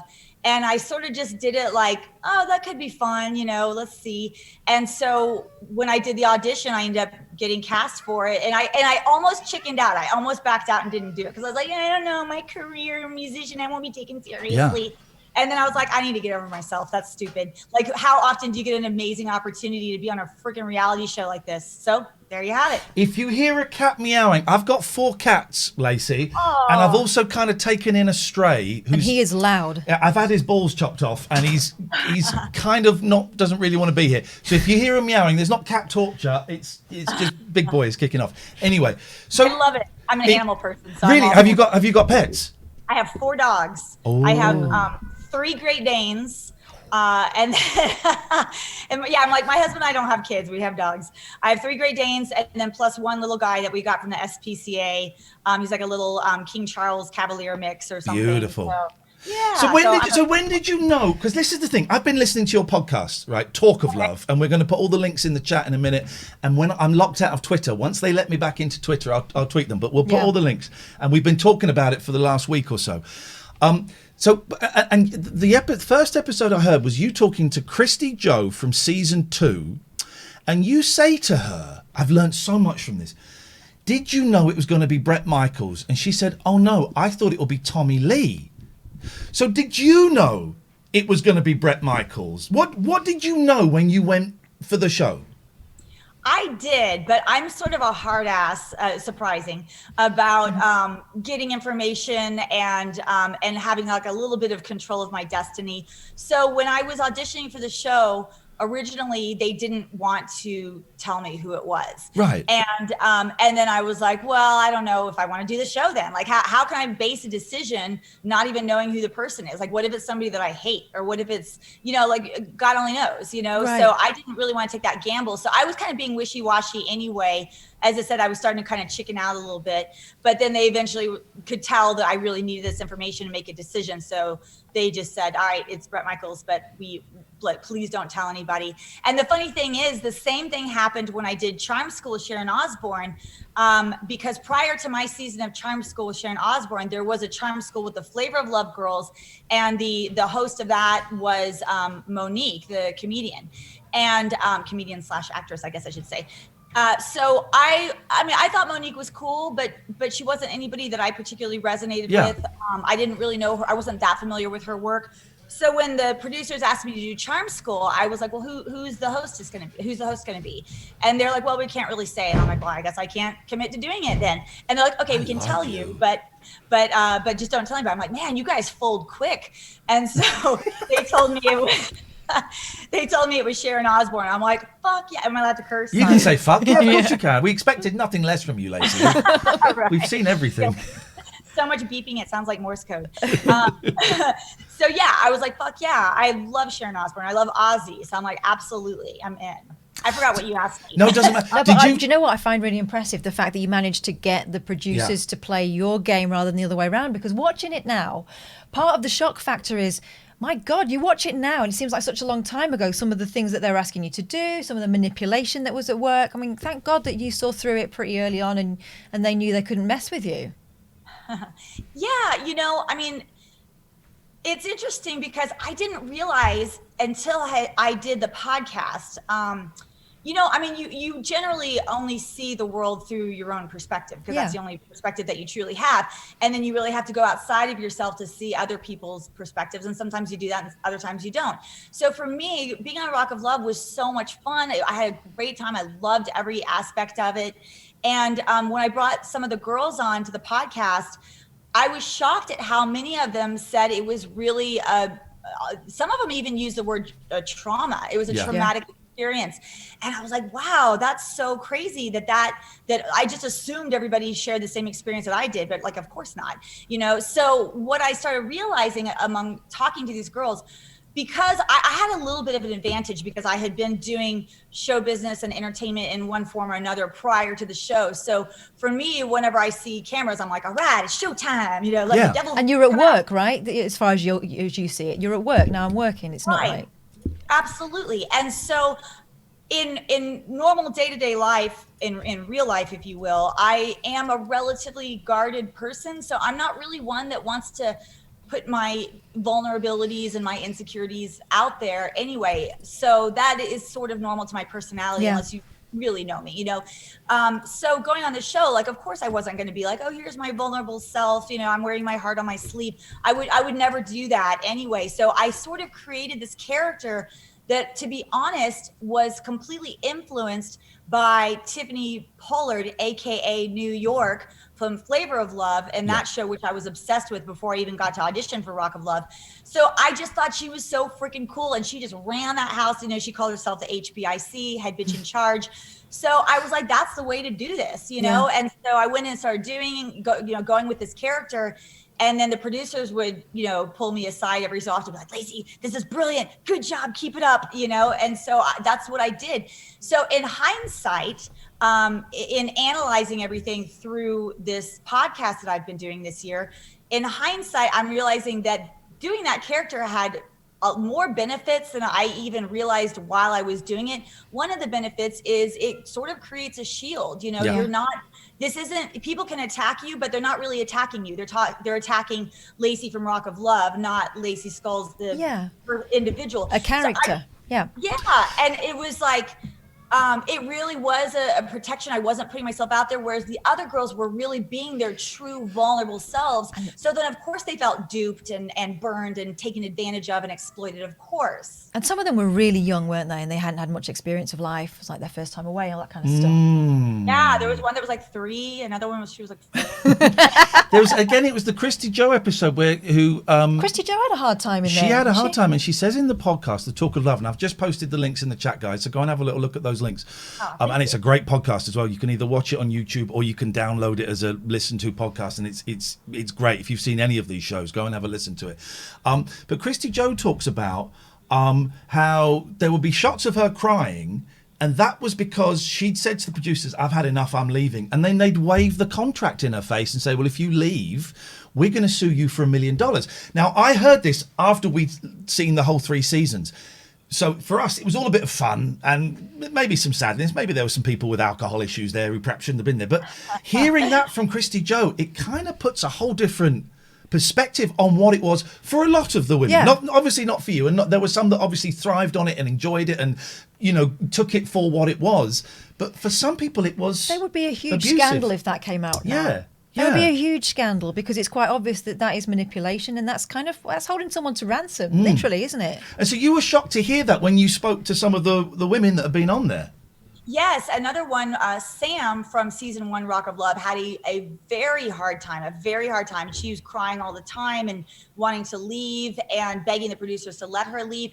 I will say, to play devil's advocate, that we were given a contract like that thick when we went into the show, and it basically said that they could exploit us in any way that they wanted to. It was pretty, it was, how contracts are, it's a bunch of lawyers speak, and sometimes you have to actually have a lawyer to decipher it for you. But it laid it out very, very clear. There was no question whatsoever how this was going to be. But I really feel like a lot of the girls, without consciously thinking this, but on some level, I think they were kind of looking at this as like a documentary, and they were like, it's going to be, but to me, it was always a competition. It was always a show, and it was always a game. That was all that it was for me. Yeah, it really frightens me. And I think maybe we've become hardened to it because reality TV is, in its like 3rd or 4th incarnation now, right? But it frightens me to death when you get someone going on a reality show and saying, I'm just going to be myself, because you think, oh man, you're laying yourself wide open. But and we'll get to the fun stuff in a minute, I promise. But I did a reality show over here, as I said in the email, and I was the same as you. I knew the first day I got there, it was in a jungle. The first day I got there, I worked out what all the cameras were, because I was being paid quite a bit of money to entertain, you know. And so when I knew I was being filmed, I was on, because that's what they didn't want me just sat there going, man, this is so boring. I gave them what they paid for, and you did the same thing as well. And obviously it's paid off. Can I ask, though, was Bret Michaels, did he have a girlfriend at the time? So there was a moment about a week into the filming of the show, and I was still kind of feeling things out, and I really wanted to know how far I should push this villain character, or is there some part of me that should be like fighting for Bret's love? I was just trying to figure out how to find the balance. Right. So there was a moment where I was with Bret, and there were none of the other girls were around, which was rare. I happened to catch him where it was just him and me, and there was cameras on us, and I really wanted to ask him this one question, which I'm about to ask. But I was like, can I ask him this? Should I ask him this? But I was like, fuck it. Even though the cameras are here, if they don't want it shown, they'll just edit it out. This isn't really for anybody but for me to figure out how to play the game. So the question was, when it was just me and Bret, I said, so Bret, can I ask you a question? And he was like, yeah, sure. And I said, you really, honestly, you don't have a girlfriend at all? Like, you're really here looking for love? You really don't have a girlfriend? Because it was too hard for me to believe. Because he's such a good looking guy. Yeah. Under some people's standards. He is a successful guy. He's a nice guy. He's charismatic. Yeah. He's humble. He's not arrogant at all. He's a good dude. And so I just found it hard to believe, that he couldn't get a girl. So I asked him that just point blank. And he was like, well, and I was like, aha, there it is. And he goes, I am in a on again, off again relationship with the mother of my 2 children. That was his exact words. So I was like, wow, I appreciate your honesty. I appreciate you telling me that. And it was great. That was such a key piece of information for me personally. And as I predicted, they didn't show that. I had a feeling they weren't going to. It would ruin the whole show. So, but it was important for me to figure out, okay, now I know what my game plan is. Yeah.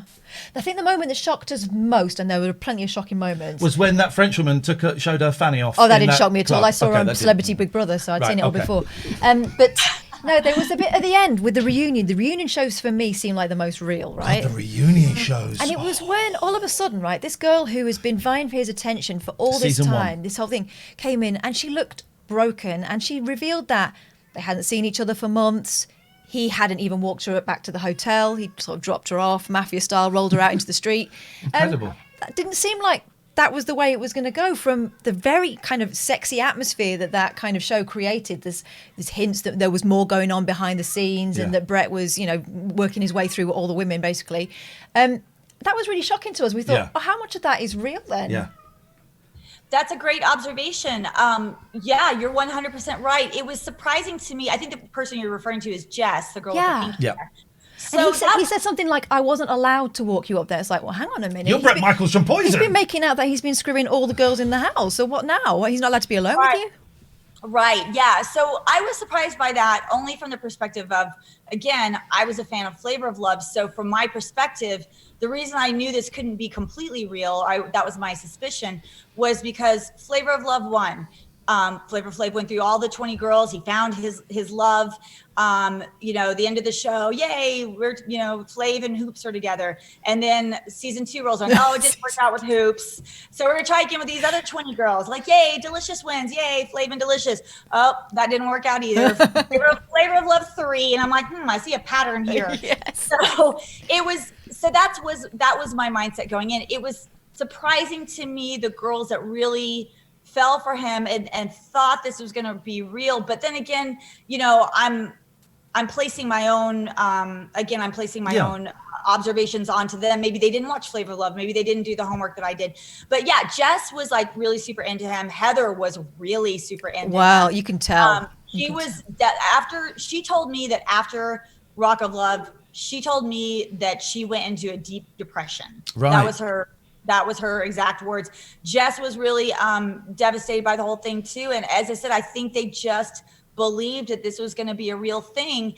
Now, I don't know if Bret could have handled it better or not. I don't know if there's any blame to place on him, because at the same time, Bret had a contract with the production company. The production company was very strict in what we could and couldn't do, and things we could say, how we could behave. They were really strict about that. So most likely that wasn't even Bret's doing. Most likely that was the producers. And I will tell you, I don't mean to speak for Bret, because in no way am I trying to claim that I know Bret Michaels, but based on what I do know of him, I would imagine that is not what he intended to happen. He probably was surprised and upset by that as well. Yeah. Everything I've read of Bret Michaels in interviews, he's saying I just wanted to have a great time. I wanted the girls to have a great time. It was supposed to be a show where everyone's having fun, everyone's partying, everyone's having a blast. I bet you he probably didn't even anticipate these girls would fall for him as hard as they did. Yeah. What was the aftercare like? Did you get help? Did you have a psychiatrist that came and deprogrammed you afterwards? Did you get told how to handle the fame? Or were you even offered it, No, not at all. And It was a real trip. I will tell you, it was a freaking trip. Afterwards, I remember one of the strangest things that started happening, because we filmed the show and then there's 4 months that you just have to sit there and wait and wonder how this is going to all be until the show airs. And then when it starts airing, every week that it's on television, it's like your world changes every day. It's a trip. And I do remember going to the grocery store and just walking across the parking lot and people would be going, Lacey, Lacey. And I'm like, who is that? And you expect it to be either a friend of mine, the neighbor, they're my aunt, like, or something like that. And then you're looking around, you're like, I don't see anybody I know. And then you see strangers waving at you, and you're like, who is that? Like, oh, they know me from the show. And that takes getting used to. It's really, really weird at first. Did you get any abuse? Because you were, for those who haven't seen it, and we've talked about it for the whole... She was the quote-unquote villain. You were the villain of the piece. You were the pantomime villain, and you know, you did some horrible things, which of course was egged on by the producers. I know how this stuff works, and you know, there's a camera on you. I'll give them something entertaining. But did you get any abuse after the show? Here's what's interesting. Online, yes. People, they basically fell into two categories. They either thought I was this awesome badass, or they just hated my guts online. Like, people were like saying they wished I was dead, like terrible things. But I figured that's par for the course. But out in the real world, it was very unusual for people to be shitty to my face. That was unusual. Usually what people would say is I would get a couple of like the same questions over and over. They'd come up like, oh my God, you're Lacey from Rock Love. I'm like, hey. And they would always ask, like, if the show was real, was it scripted? And then, are you really that crazy? Which is a really funny thing to come up and ask a total stranger. Are you really that crazy? So, but I always had fun with it. You know, I was like, well, you know, not ever since they let me out of the mental hospital, you know? So, but yeah, so generally, and then the next thing that they would always say is they go, oh, you know, you were my favorite. I love to hate you. I always had to tune in to see what you were going to do next. That was always what people would say. There was one time that I can think of. There's probably 2 or 3 times where people were shitty in my face, but one time it actually stands out in my mind. I was living in Los Angeles, but I was visiting Las Vegas, and I was in the hotel, and I was walking from the hotel across a little walkway to get in the cab, and I was by myself. And so I know that in the UK the word cunt isn't really that offensive. But sorry, what? Hang on, what? Is that right? It's not as offensive as it is in the States. In Scotland, you'd say it like, all right, mate, all right, you go. But it's still quite offensive. But yes, go on. Yeah, in the U.S., it's a very jarring word. Yeah. So I'm walking from across a little walkway, and I hear this girl. I actually saw her in my peripheral because she was like all done up, like super hottie, and she had a drink in her hand, so she was probably buzzed. And as I'm walking past her, I hear her go, "Oh my God, there's that cunt from that show." I was like, "Damn!" Oh, no. And so That's in those terrible. moments where your brain goes like 1,000 miles per hour, like going through all the options of what you should do. Yes. I was like, you know what? The best thing for me to do is just keep walking and pretend like I didn't even hear her. Like, That's don't even terrible. pause. But it is. But for me, it wasn't expected. I played a villain. Of course, that's going to happen. But the majority was not that, though. Yeah, and also I suppose it was kind of before Twitter really took off as well, because you'd have been destroyed on Twitter 13 years ago. Jesus, full of arseholes. But it is that thing, you've been on TV, so people think they own you, and they don't, and also they think you're like that. And what I've got from listening to the podcasts is you are a very intelligent, very thoughtful, very funny, very head screwed on woman, which doesn't really tie in with the image from the TV show, but because that's a TV show from a long time ago, and it was edited, and you were playing a character, and you're a smart cookie, and you get that from I'm hearing you in the podcast, as opposed to I don't think it's you in the TV show, it's you in the podcast, Talk of Love.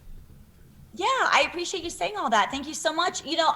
I'm really grateful that people can be cruel towards people on reality shows or celebrities. I mean, case in point, poor Britney Spears, like they just destroyed her, and back in the day, they were really pretty ruthless on her. And you're right. People do feel like, well, if you're on my TV, that gives me, free reign to say whatever I want about you or type, and people can be really hurtful. I just sort of went into this expecting it so that it wouldn't be so shocking and upsetting when it happened to me. And also naturally, I think I'm just like a little bit more thick-skinned than your average person. But, what is great, and this is where I have a lot of gratitude. Doing the podcast, I was sort of like, I don't know if people are even going to want to be open-minded towards me or what I have to say. Are they even going to listen?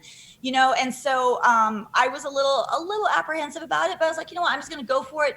But in the podcast, differently than how I was in the on the show. I was like, I'm just going to be myself and see what happens. And fortunately, I was shocked at how quickly people were willing to change their mind and their perspective about me. Yeah. And to be honest with you, the reason I did Real Lacey on the podcast and not Rock of Love Lacey is primarily because when Rock of Love was being filmed, that was in 2007, as you said. If you think about the world in 2007, or at the very least, United States culture, things were pretty good then. You know, everybody was happy. The housing market crash happened in the U.S. in 2008, and that was kind of devastating to a lot of people. But this was before that. Everything was good. I felt like the world could handle having a villain, and I love villains, you know.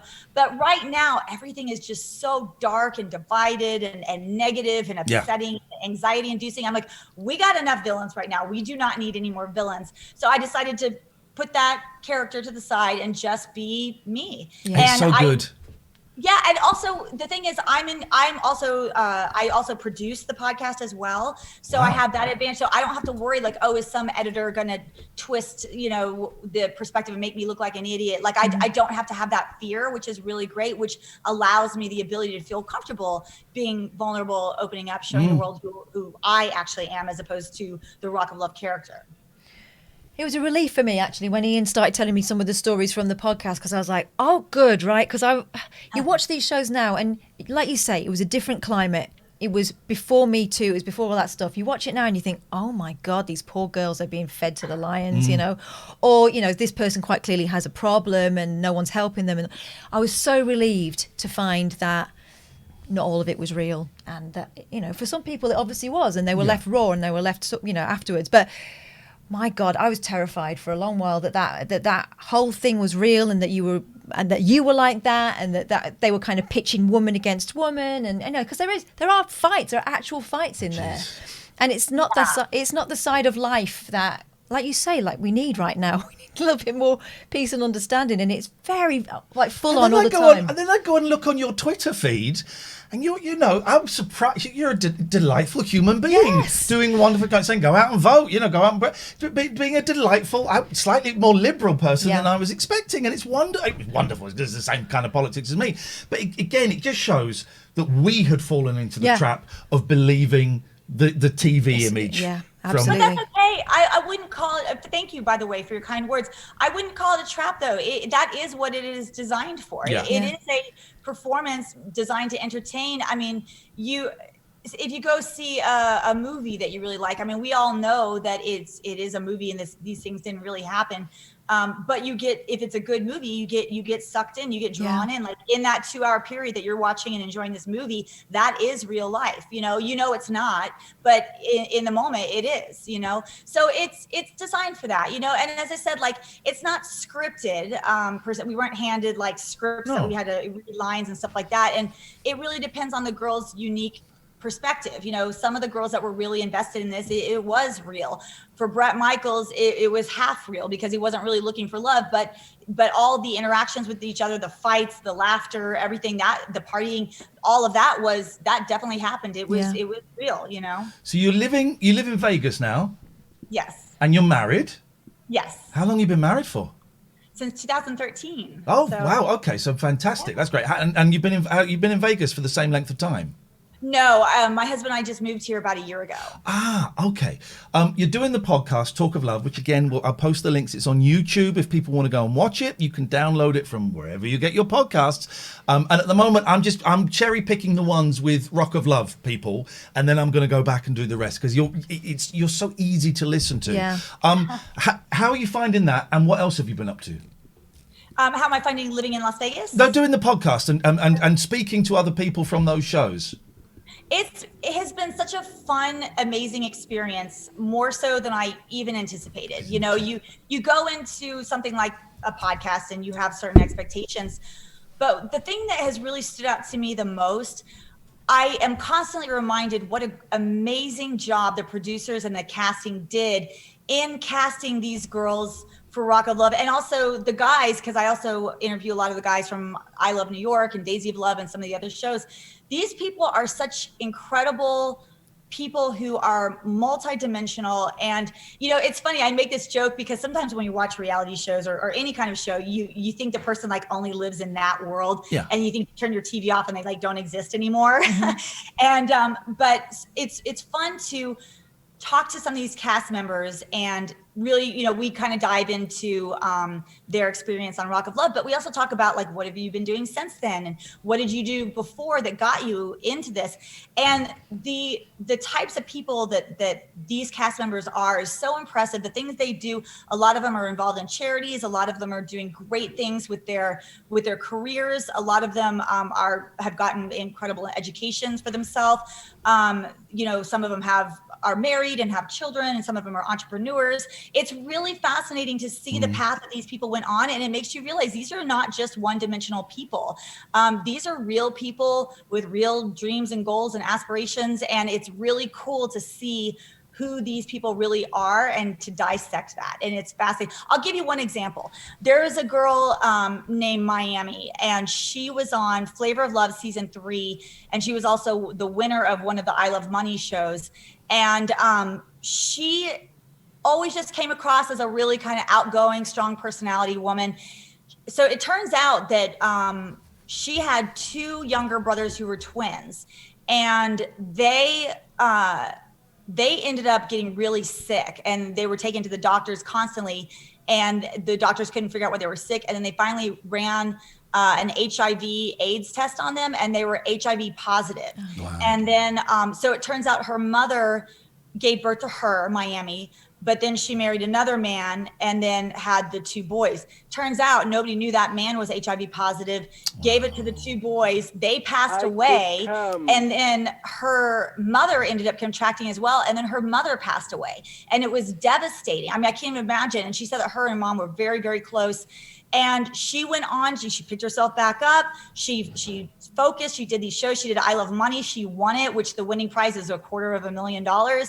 And then she became a very outspoken advocate for HIV and AIDS and for raising awareness, and also for making it not so frightening or taboo. She made it like, this is a socially acceptable thing. We need to be sensitive to this. And so it's so cool that she took such a travesty in her life and now she's an activist for this cause. And I'm like, that's so cool, you know? So we get lots of stories like that on the podcast. And what else are you doing? I mean, I obviously this year is hard for anyone to do anything. So this is the time to be podcasting, you know, because we ain't going nowhere. Although vaccine, baby, give me that sweet, sweet vaccine. Yeah. I'm ready for it. Come on, shove it up my ass if you have to. I don't think that's the way that they do it. That's how I want to take it. Anal vaccines. Anal vaccines. Please, I like it. I'm all for it. What else have you been doing in the last 13 years? I mean, it's a long time. But what else are you doing? Are you still singing? You still perform? What other bits and pieces? Yeah. Well, I mean, as you said, this year has been kind of a bust for everybody. But I had a band called Halo that I wrote a whole album for, and then there's a video up on YouTube for a song called The Stranger, which I'm very proud of. I toured after Rock of Love. I toured in a band called Lords of Acid, who's actually based out of Belgium. They're really awesome, like kind of dance clubby band. And then, but one of the things I did that was the most rewarding for me was shortly after filming Rock of Love, I started my own dog rescue organization called Heroes Canine Rescue. And in not just California, in the whole United States, the pet overpopulation is just completely out of control. And so a lot of animals, through no fault of their own, end up in the animal shelters only because there's just too many. Give us the meat. Give us the meat. Give us the meat. Give us the meat. People that are able to adopt them. So the shelters end up just putting down, thousands and thousands of dogs every day. So what I would do is I would get some of the dogs out of the shelters that I knew had been in the shelter for a while and were like on their last days before they were going to be euthanized. So I would foster those dogs in my house, and then I would get to know them and kind of promote, put a little profile together for them, like, this is what the dog likes, this one's good with kids, this one's good with cats, and then adopt them out to a forever home. So I did that for 8 years, and that was, I think in 8 years I rescued and rehomed over 100 dogs. Oh, come on, man. Cats, actually. Love it. Nice. Love Nice it. All my cats are rescues. So anyone that does anything like that for animals, I am totally in. When was the last? We will let you go in a minute because I said we'd be 25 minutes. I could talk to you all night because I think you're so fab. But very quickly, when was the last time you saw Bret Michaels from Poison? Yeah. I saw him about a year ago. He was Yeah. on tour and he played in Las Vegas. And so my husband and I went out to go watch him perform, and then found his crew like, hey, it's Lacey, I'm here. I'd love to come say hi to Bret. So they gave my husband and I backstage passes. And so we went backstage and got to chat with Bret and all the other guys. And my husband got to meet Bret for the first time. Wow. And my husband's a big fan of Poison. So he was just like totally thrilled. And Bret Michaels was like super nice to my husband. It was really funny. And one thing that's really great is there's this one clip that VH1 used to love to show over and over and over. And it was Bret Michaels talking to the camera, and he was talking about me. And he was like, I don't know if she's going to come in and make sweet, passionate love to me or kill me. Sleep. Yeah. And so my husband brings up that to Bret, and he is like, and my husband's like, same. He kept saying that. I think he was obsessed with that idea. He was obsessed with people. And I think, in trying to his kill words, him. it turned him on. Yes. I don't want to be mean, but did Bret ever do this in front of you? Because there was something going on there, right? Well, there was one episode actually where it was the phone sex challenge. Do you guys remember that? Yeah. Yes. That was Yes, I do. hilarious. And I borderline creepy. I don't know if we could do an episode like that today post the Me Too movement, but at the time I can't believe they got away with it. But yeah, in that challenge, we were wearing like our lingerie and our bedtime clothes, and he was wearing like his pajamas, and he did actually have no hat, no bandana. And he has said in interviews that he does extensions. From my perspective, I'm like, you know what? More power to him. I feel like society is a little bit sexist towards men when it comes to this kind of stuff. Because like women, I mean, some of us are barely human at all. We got fake eyelashes, fake contacts, fake hair, fake boobs, fake ass, fake nails, fake this, fake that. Yeah. But then if a guy does anything, they're like, oh, you're fake, fake, like in the negative context, And so guys like don't get a break with that stuff, but women, we can have like our plastic everything, So I say I'm all for like the manscaping and the metrosexual. I'm all for it, and if it makes you feel good and it makes you look good, then go for it. Who cares? I'm going to do some manscaping later on downstairs. That's your business, my friend. Wait till I've gone home. Lacey, we think you're so... Before or after the anal vaccine? Do it before. They're like a tidy workspace. Lacey, we think you're so fab, and it's so lovely to talk to you. I mean, honestly, we're big fans, so it was a real... It's a relief that you're not going to kill us. It's like, I'm going to ask Lacey to come on. She won't, and then you were so delightful in your emails. The podcast Talk of Love is a joy. Yeah. Is there anything else you want to sell before we say goodbye? Because now is the time to do it. Well, for $10, I can send you tasteful nudes, and but for some reason, nobody wants them. I don't know. How much for distasteful nudes? That's what I want. I would probably say I could get at least like $12.50. Lacey, we think you're fab. You entertained us so much, and I think you've really cleared up a lot about the show. Yeah. Talk of Love is the podcast. It's on YouTube if you want to go and watch it. If you could get it, the podcast to listen to from your usual places, I'll put the links in again as soon as I'm back in my Twitter. I'll post the links on there. And anytime you want to come on, Lacey, and chat or sell, we get it, then please do. You'd be very, very welcome. You've gone down like just wonderfully. People are on loving you in the chat. The chat, they're all saying, get her on again. Great guest. Big up Lacey. Can you bring her back in a few months? So it looks like you might be back again, Lacey, if you don't mind. We'd love it. To. Anytime. You guys were wonderful. I appreciate you both so much. This was so much fun. So anytime, just hit me up. Thank you. Have a lovely Christmas, Lacey. We'll speak again. Take care. Take care. Bye-bye. Bye-bye. What a delightful human being. Isn't that interesting? It's so interesting to be able to speak to someone who was on one of those early reality TV shows where the rules were really bendy. Really bendy. Yeah. What a... Fascinating. Yeah. Fascinating. And honestly, the podcast... So the show is Rock of Love. If you want to watch it, it's on Amazon Prime for free. If you've got it. There are 3 seasons. I was going to ask you to do your Daisy impression in front of her, but it doesn't matter. I can't remember how it goes. Yes, you can. She can talk like that. She can talk like that. We started watching Daisy of Love, but we found it too much. It's a different dynamic, it turns out, when you've got one very tiny woman and a whole room full of beefcake. I've who got a are little bit of business quite, here. Hang on. Hello? Who are quite drunk. Is he asleep? You can go around. You go. Do you know what? If you want to, are you watching stuff or do you want to go to bed? You go and watch stuff. Go on, and I'll come and get you in an hour or so when you finish. Come on, give us this hand. Go on, hug, a hug. A neck hug. Oh, get over me, please. I can't breathe. I don't know who that. I don't know who that was. They're following me on Twitch. They're already on it. But Michael Crisis is saying stick with Daisy of Love. I just couldn't. It didn't feel. It didn't feel too. The fact that she had to be behind a barrier. Yeah, that kind of said it to me. Honestly, let me put the details for Lacey's podcast and stuff. And she's on Facebook and she's on Twitter, and it's all there.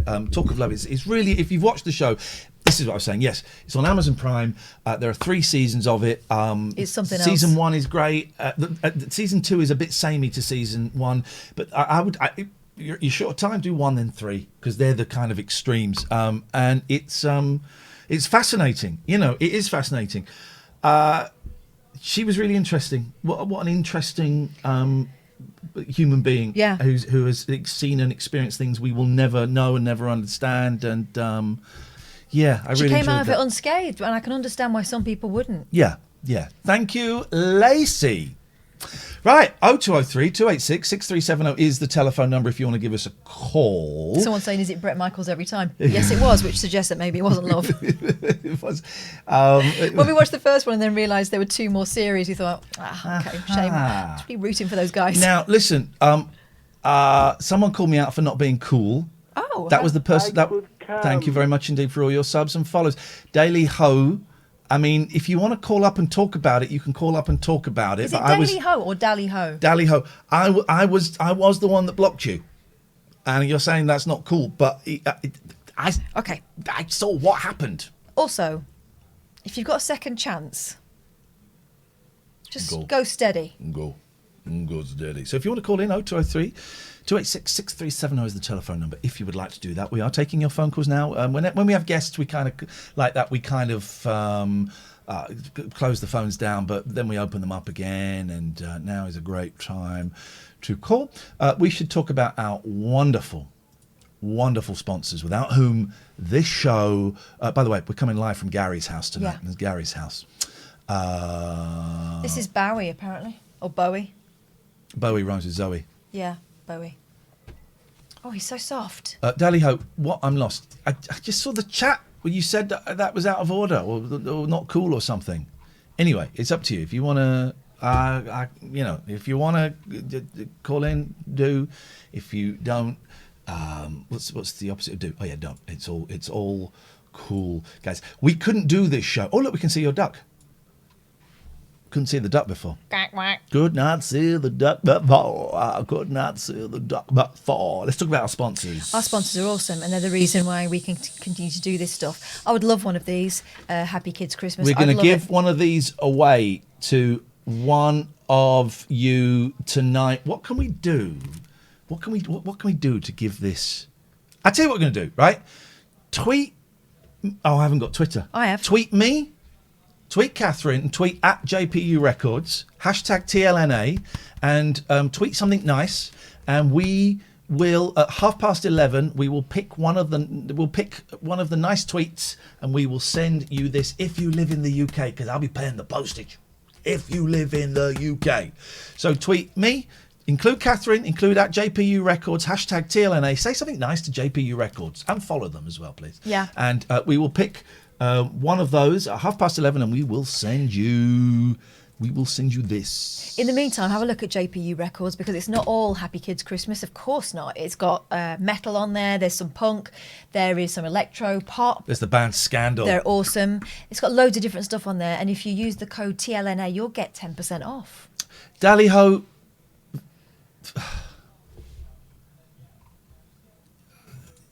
Entitlement. I'm out, and I'm out of Patreon. It's been an awesome 4 years. You're being a dick. I tell you what I'm going to do.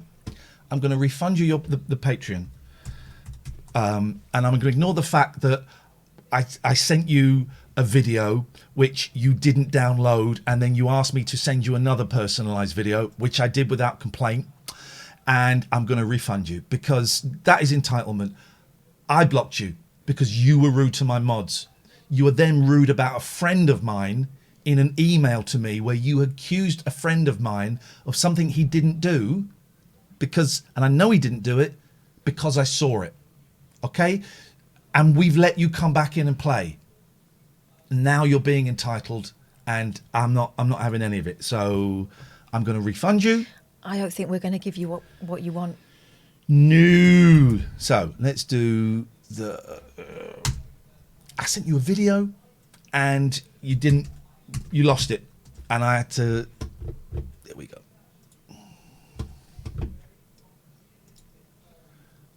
I'm going to refund you that. $20.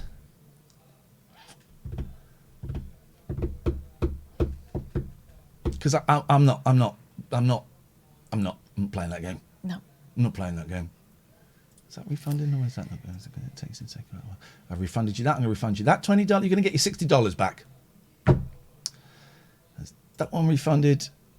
Has it? Let's make sure. And I'm going to refund you that one. So you get your $60 back.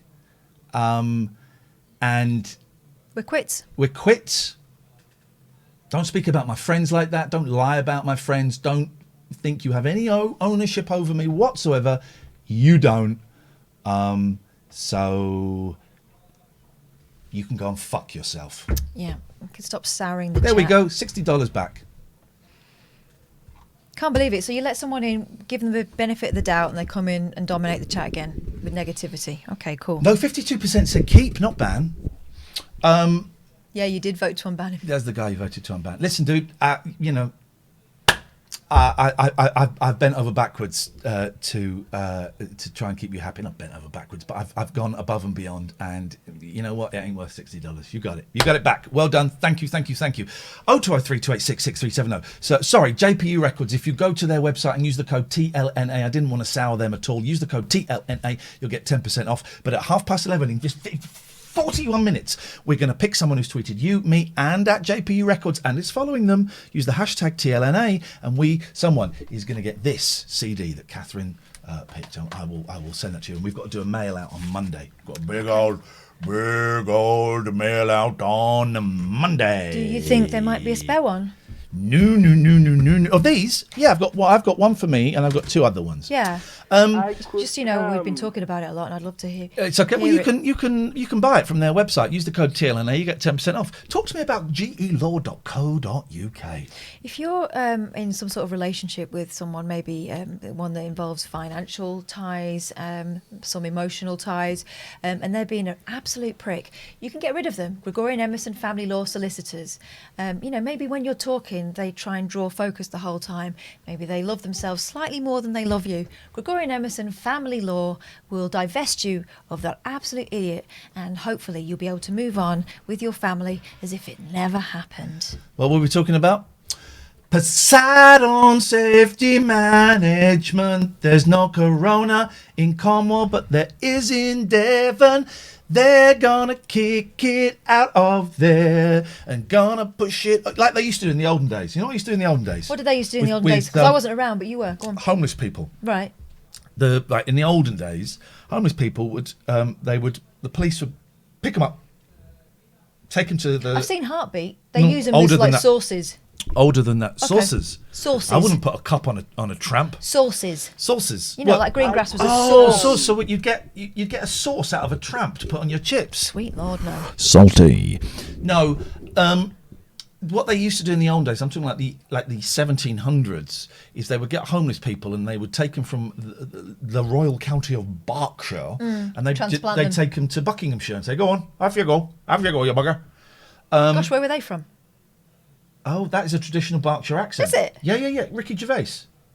He's got a slight burr, hasn't he? He's from Berkshire. That is the tradition. I'm not even doing a thing now.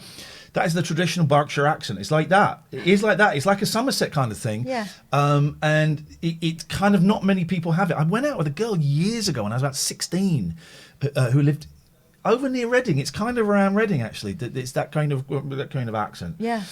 So I was doing that. So I was being. Okay, it was just I'd never heard that before. I'm not from around there. Being historically authentic, actually. Turns out, yeah. So what they would do, and basically Poseidon have done that with the coronavirus to Somerset. Oh, that's good of him. abbycare.co.uk. Talk to me. If you are struggling or you've realised that you're fighting a losing battle at the moment with addiction, then the Abbey Care can be the cavalry for you. If you could spare some time, and Lord knows you're going to have time if you don't sort this out, Abbey Care will give you a kickstart for your recovery. You mentioned the advert that you've seen here on TLNA. You'll get 25% off. I know it's not cheap, but you're investing in your life, basically. And Iain, you've looked into the sort of things that they offer, and it all checks out. They've got clinics in Glasgow and Gloucester, and they cover all kinds of addictions. So whether it's gambling, whether it's sex, whether it's food, drugs, whatever it might be, they cover the whole gamut, don't they? Oh, finish that. Thank you, Pens, for the stuff. I thought this is going on. We did it. We did them all. 0203 286 6370. Hangs with Hands, call us. Why would you not want to call us? Oh, Hands with Hands. This is who we raided last night. It is. Oh, good raid last night. Very good raid. Can we get a shout out for Hangs with Hands? It's a really great raid. A really popular choice. That was a great raid. It was a really great raid. I don't think I've met your boyfriend. Well, he knows you. Well, this is it. I don't, because your boyfriend is a comedian, and I think he was. He's making it up. I think he was bullshitting us. Hangs with Hands. I think he was bullshitting. And then today, I'm recording a podcast with Paul Chowdhury on Monday, and I'd got to speak to the producer today, and the producer phoned me up just to have a chat about it, and he said, Paul knows you. I was like, all right.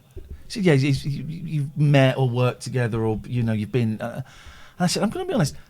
First of all, my memory is terrible. Oh yeah, he can meet people. He can actually know people and not recognise them. What are you doing in my house? So he said, I said, listen, I don't remember people, but I don't think I've ever met Paul Chowdhury. And I'd Googled Paul Chowdhury and looked at him. I looked at him afterwards, actually, after the phone call. And he is funny. He's funny. He's very, very funny, very sharp, very dry, funny. So I'm really looking forward to it. I'm a little bit nervous because he's quick. You should be used to that kind of behaviour. He's the same age as me. Oh, so okay. I'm going to destroy him. But I don't think I've ever met him. Right. Just like I've never met Hangs with Hans, his boyfriend. Well, not even during the dark days. Are you suggesting that her boyfriend's a junkie? No, I'm suggesting that you might not have been Are you fully a junkie? Attentive. Yeah, her boyfriend's like a baby, like 34 or something. Right. So. How long were you a stand-up? A couple of years?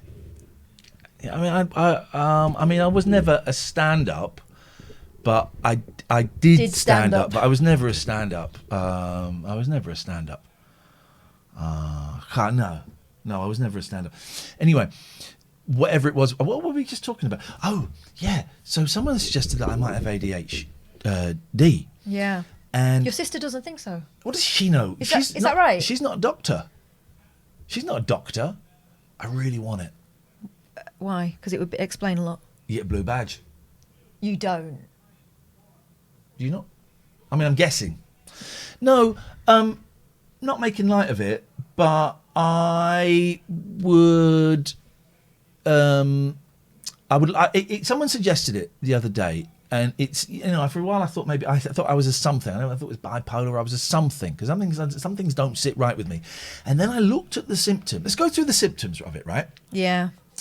But then maybe the symptoms of ADHD in adults, right? Maybe the symptoms are, they put these here so the people go, everyone goes, oh yeah, I got that. Right, symptoms, right? So this is in children and teenagers. Here we go.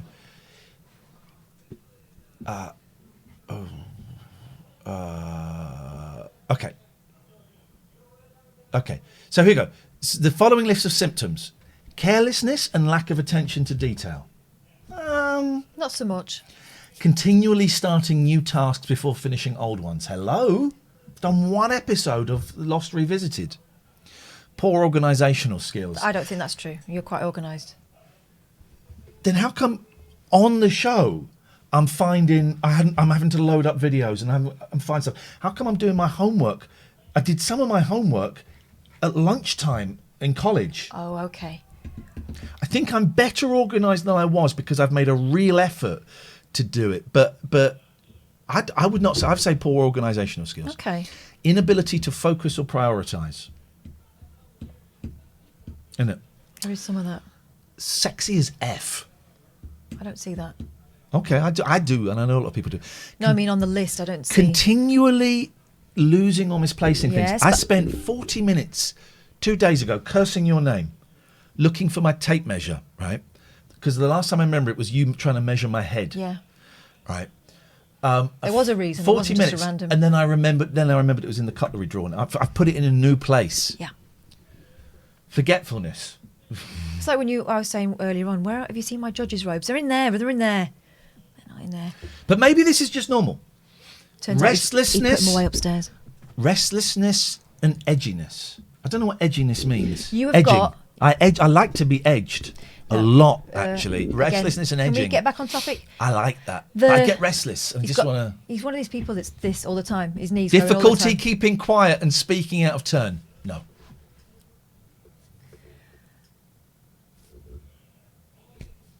I just think that he's sometimes quite difficult to. You find it quite difficult to unwrap, to stop your leg going. I'm keeping quiet. I don't Are have you? difficulty at it. I thought you were going to go to the Shut- next- shush, shush, shush. Blurting out responses and often interrupting others. I don't do that. Yeah. Mood swings, irritability, and a quick temper. Inability to deal with stress. I'm better. I'm better.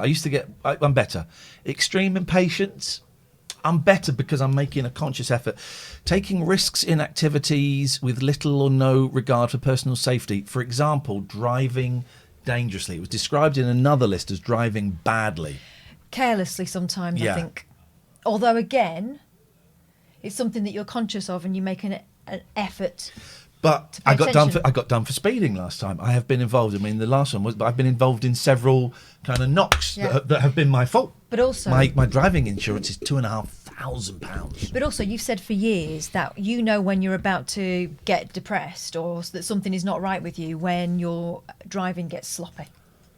Yeah. You know, so you'll bump the car on a Yeah. wall or... Yeah. So, hands with hands. You can call on Skype, TLNA, if you want to come and join us on the video, or you can dial the telephone number that's on your screen right now, 0203 286 6379, for insurance. And I don't drive a flash car. It's because I've got points and it's because of accidents, some of which are my fault and some of which weren't my fault. And part of the reason why you don't drive a flash car is I because can't you don't afford the trust insurance. yourself with one. I can't do it. Here we go. Oh my Someone's- God. Yeah, you've done it. Yeah, you did it. Let us see I you. Let us see managed you. to do it. Let us see you. Oh my God! I actually. Oh wait, let me see. No, I'm not at the shower or anything. We're not going to see dirt on you, are we? He reeks. How do I? Do how it. do I do that? Do it. Click the button. Click the button. What is it? There'll be a clicking picture of a all the camera. buttons. Click the Oh, button. I see it. Do it. Do it. Do it. Do it. Do it. There she is. There she is. Yes. Yes. T-shirt on. That. Go back to. You're wearing the same T-shirt you streamed in last night. That's disgusting. Go back to the golden skull on your wall. Yeah, I do have a golden skull on my wall. What is that? Is that like exactly the one you know? No. Well, I mean, it kind of looks like some people I know, but no, I don't know anyone with a golden skull. I wish I did. Hey, your stream last night was brilliant. How you doing? Hi, good, thank you. Thank you so much for rating. I'm just going to mute you guys because I can hear my own voice and it's horrific. Oh yeah. Well, no, it's not. No, it's not horrific. I'm just. I mean, it is. We all hate our own voices, don't we? Yeah, because apparently you hear it differently from in your own head. No, I don't. Yeah. It's vibrating off your skull in your own face, but when you hear it from outside, it's different. It's vibrating off Yeah, your yeah, yeah, skull yeah, yeah, yeah. in your own face. That's science, mate. Deal with it. Is it? I always said you were the sensible one. I always said. It's a very, very uncrowded field. I have never met your lying boyfriend. He actually just said that to me because he heard that because he was next to me. Oh, is he there? Oh shit! And I he didn't mean I was only said- joking. Yeah, so he's Busted. really angry. He's actually on a plane back over to fuck you. No, he's not. It's not at all. He said it was in the upstairs of the Clapham. It was a pub in Clapham or something, and you were thinking of coming back to stand up, and that is all he just told me. Is that And then he possible? Locked away. Clapham. I mean, that is very, very possible, yeah. But that would have been...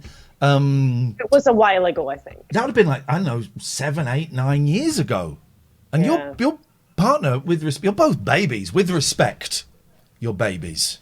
Thanks, I'll take that. I'm actually half Filipino, so I'm actually a lot younger than I look. I'm actually I see. 85 years old. Okay, those older Filipino women. He just... What are you going to do about it? No, he does remember. He's got a memory like an elephant. So, and maybe you made an impression. Yeah. And he doesn't remember anything. So I have never met your partner, but I go with him. We spent a long time Googling him last night. I don't know this guy, but why would he lie? What does he want from me? But he said that to me when we've been in rooms with people he knows, and I said, you do know him. We met him last week. How's your stream go? How long have you been streaming for? Not that long, a few months. Just literally as the lockdown happened, I was like, I want to speak to people that aren't just my other half. Yeah, I get it. I need some normal people. So I just started streaming, and a friend of mine does it, and she absolutely loved it. And it's great. I was a little bit terrified of it at first. I thought, is everyone going to be horrible? I also wanted a platform. And I know you've spoken about your kind of troubles with mental health and stuff like that. I suffered from anorexia for a long time. Right, and yes, wanted you a place mentioned that in your to be able description. and I wanted a place to be able to talk about that, but be funny with it. Mm-hmm. I don't have any psychology degrees, or I don't understand it, but I definitely have lived through it. So I thought, well, just be a bit. It doesn't always have to be doom and gloom, right? Because I feel like there's still so much taboo around all these kind of, especially I think eating disorders, and I just wanted it to not be that big an issue, and we can people can ask me questions. And you're allowed to make jokes about your experience. You can't make jokes about mine, and I can't make jokes about yours. But I can joke about mine, and you can joke about yours, and it is refreshing to see. And I've had people say it to me, and I've joked about feeling suicidal and stuff like that, and drug addiction, all that. Yeah. And it's refreshing to see something so big. And you're right, eating disorders are one of depression. Well, we talk about depression and anxiety, but eating disorders, it's still a little bit and it's refreshing to see it being talked about in a humorous way because people identify with that stuff. It's important because the same thing with drug addiction, eating disorders, they all dwell in secrecy, and the more ashamed and secretive you can be and deceptive you can be, the more they thrive. So calling it out, I grew up in a house where there was a weird thing with food. I didn't really understand at the time. It's made me a bit weird about weight and stuff, but I'm kind of constantly aware of it. There are women out there, and men actually, because it's a rising problem with boys too, who will be hearing about it for the first time from someone and going, do you know what? For the first time, that sounds really familiar, and maybe I should get it looked at.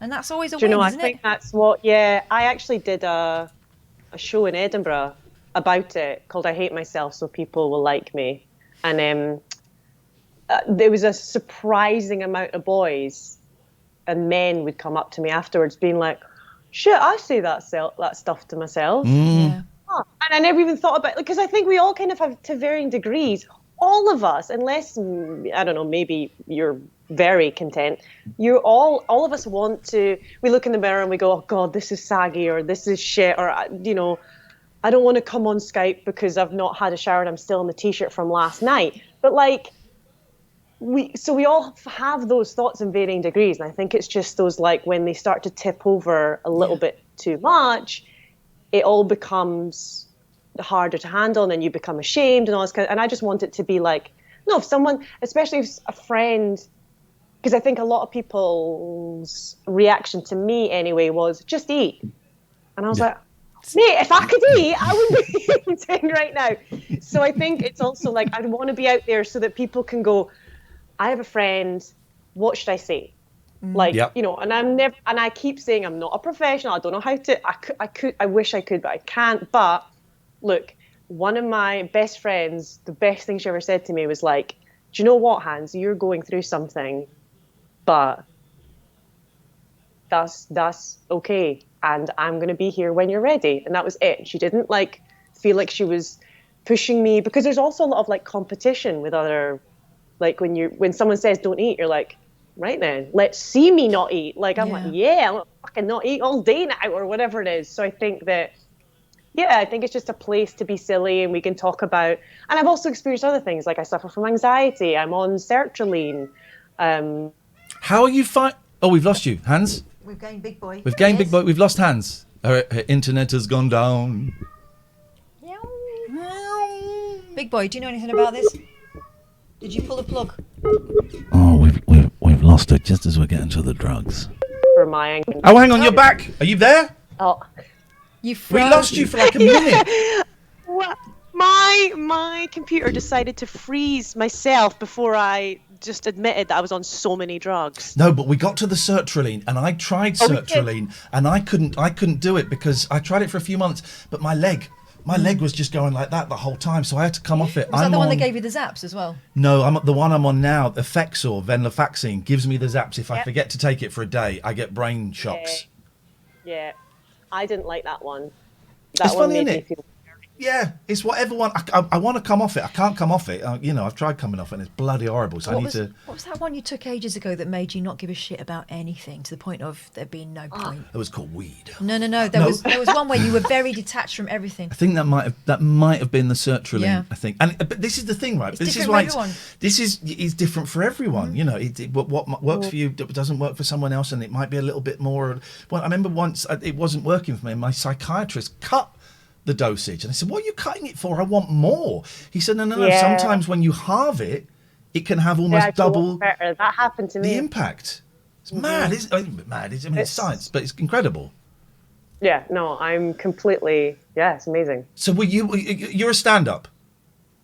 Oh no, sorry. No. I'm an actor and a writer. I could never do stand-up. Can I ask the question that I bet your parents' friends ask or whatever?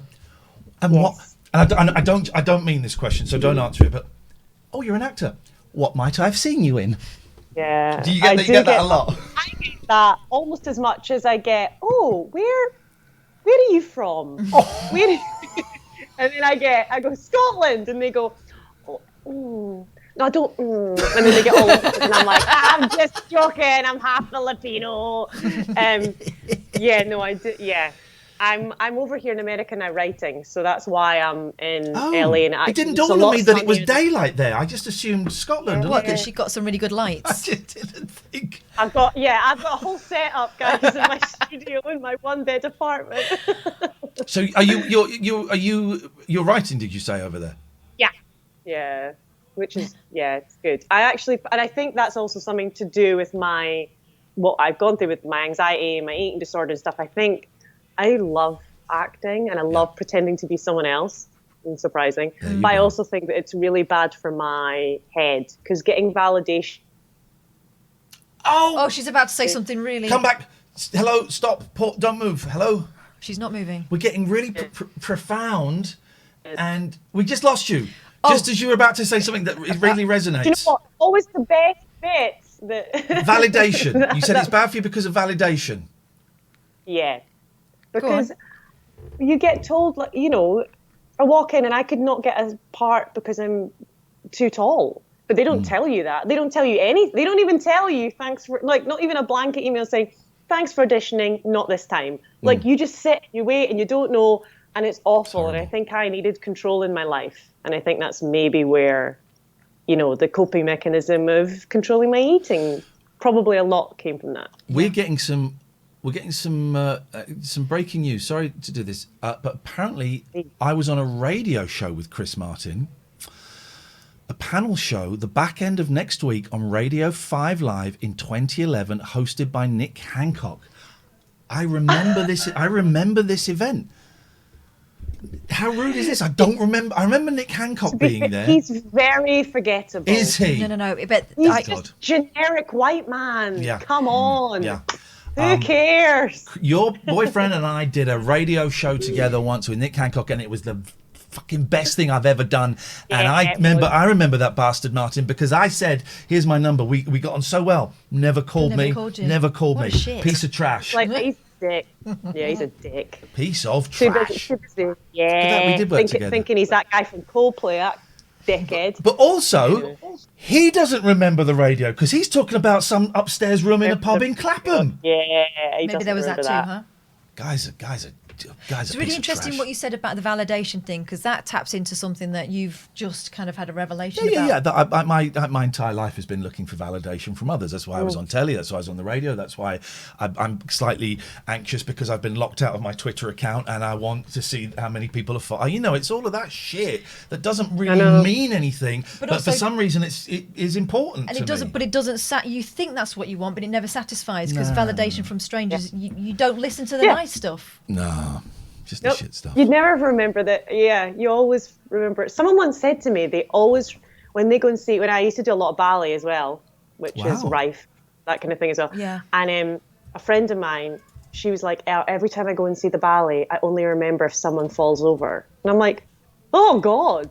Like, that's so, there's this fantastic 2 hours of dance that someone puts on and you only remember the one bad thing. Yeah. That's so sad to me. So I've always recently I've been like, okay, I need to remember to not concentrate on the bad things in my life because that was so sad a sentence to me that I'm like, no, move on. It's okay. Yeah. There's 2.5 hours of other beautiful dancing, so it's fine. So, but people fall over at the ballet, do they? Does that happen? The thing that surprised me most about ballet live when you see it, I should have known because I did ballet lessons as a kid and we were like fairy elephants, is that you can hear them landing. It's like boom, boom, boom, boom, boom, boom. And they're bloody hard shoes. They're hollow, so you can hear them. It's loud. It's loud. I don't like theatre makes me uncomfortable because I'm really scared something's going to go wrong or someone's going to go. Yeah. Oh shit! I'm so sorry. I forgot. We took the boys to. Chris is in the chat. He says he doesn't remember doing that show. To be fair, I remember that show though, Chris. What are you talking about? We took I got 2 boys, and we took them to a circus a couple of years ago. No animals. You don't have animals, but they're acrobats. Acrobats. That's the word, isn't it? Yeah. Acrobats. Yeah. I can't watch that stuff because I don't know that's the thrill for a lot of people. But I'm just thinking, oh shit, man, please don't fall. What if they're going to fall and break their leg in front of me and I'm going to have to explain to the kids why a man died? And I hate it. It's so stressful. Plate spinners, they're going to have their eyes out. No, plate spinners is a con because it's got a dent in the middle. So it's a con. It's a dent. Everyone knows. Magic. I would say it's magic. We have just put a link to your Twitch stream. This is... Are we calling you Hans or Hanna? I mean, Hans... Hanna, I did Hans, and then everyone comes in and thinks I'm a German man. So Hanna is who we raided last night. And for those who don't know, at the end of the show, when we're done, we kind of go and try and find someone that we think looks cool and interesting. We go and watch for a little bit, like 30 seconds. We get a flavour of the vibe, don't we? Get a flavour of the vibe, and we often go for people that we think perhaps deserve a bigger audience than they've got. We don't always get it right. Case in point, but I'm joking. No. I'm teasing. You handled it really well. Sometimes, very rarely, but we've had people that got completely freaked out by it and panicked a bit, and then we feel terrible about it. Oh yeah. Because we've had a couple of kind of artists. There was a young woman who got really upset by it. She just sort of froze. But we thought your stream was fabulous. Now, when are you next on? I'm on Saturday. Actually, I'm a little bit clashy with you. Are you guys on Saturday as well? We're not on Saturday. Oh, you only do Monday to Friday. Monday to Friday. If everyone's free on Saturday, I'm on at like 8 p.m. UK time-ish. Beautiful, okay. Beautiful. I might pop in and say hello then. See you. It's really nice to meet you. Thank you for calling in, because I know it's a weird thing. No, I really enjoyed this. Thank you.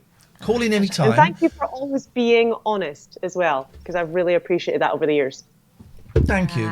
So, and it was very flattering when she went, oh my God, it's Iain Lee, and because we normally rate Americans and they go, oh, who's this Lane Lee? I'm going to Google that guy. Yeah, Google this prick. What is he, piece of trash? I thought for 1 second that you weren't going to be the Iain Lee, and you were just because it must be a vaguely common name. So I was like Iain Lee, and then I was like, oh, don't get excited, Hans. There's quite a racist Iain Lee on Twitter. Yeah. He's an arsehole, and I did tweet him once to say, you bring shame onto people with our name. He was an arsehole. Stay safe. It's nice to speak to you, and we'll speak to you again at some point. Take care of yourself. See you later on. Ta-ra. It was a really lovely stream. It was good. You will enjoy it. You will. She's funny. Funny. And she likes Kiss. What more do you want? Oh, who's this? As if we didn't know. Hello, big boy. Hello. Biggers. Hello. I don't know what the best thing to do with him is. He's just very noisy. He was noisy when he was Not out. like this. He wants to get out. He wants to get out. Let me see. If I put this down, you might see him in a bit, but he'll run off now. Yeah.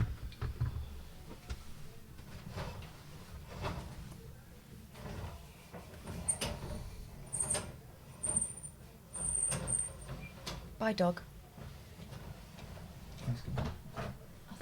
He's around there somewhere. He's gone. Ah, man. I don't know what the best thing is to do. And this is the thing. What's the best thing to do? Where's the camera on the wonk again? Look, it is, isn't it? Yeah, and your chair's a bit lower than mine because of before. What the best thing to do for him is. Yeah. For him. I know what I want, but for him. And I want him to be safe, and and I don't know. But also, he's been living his life, He's staying here this weekend. Because I want to feed him, and and then maybe on Monday I'll let him go. Sloop says Biggers wants a hug. He really doesn't. He doesn't. He wants you to leave him the hell Doesn't alone. anywhere to go near him. There we go. Oh, interesting. Hello.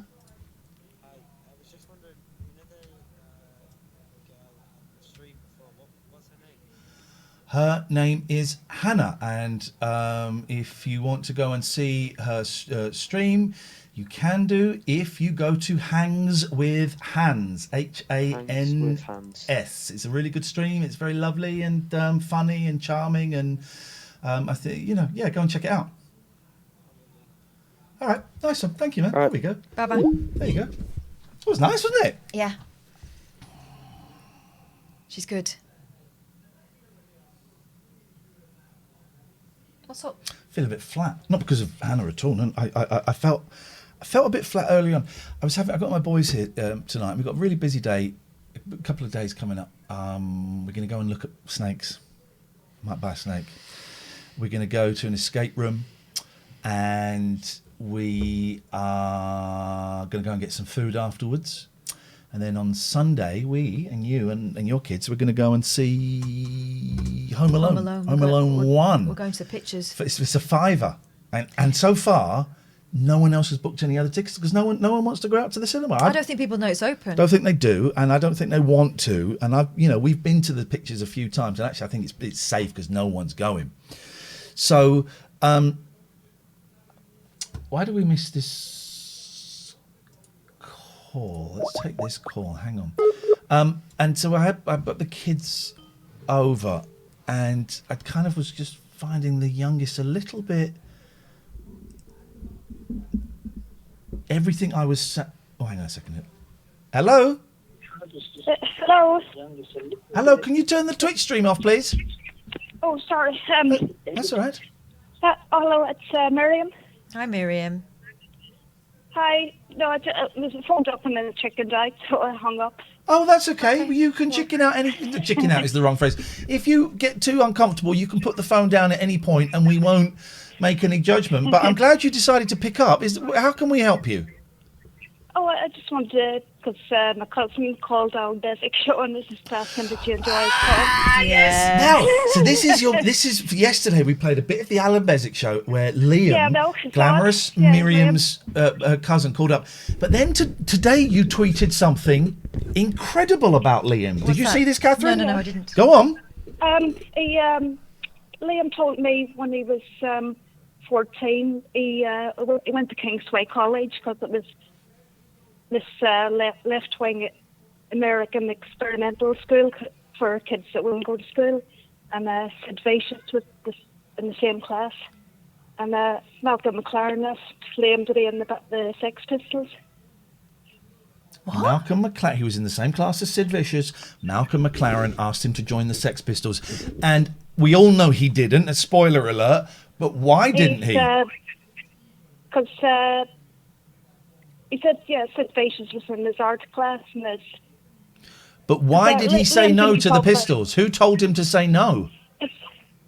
his teachers warned him against it. Said, "Listen, don't get involved for them. They're in drinking drugs and all this." I mean, and then they weren't Liam wrong. Said, I said they weren't wrong, were they? yeah, maybe he would have went the same way as Sid Vicious. Well, it's terribly sad. Sorry. That's amazing. But maybe he didn't. How come what? I was just saying that's amazing. Yeah, but yeah, it is, but because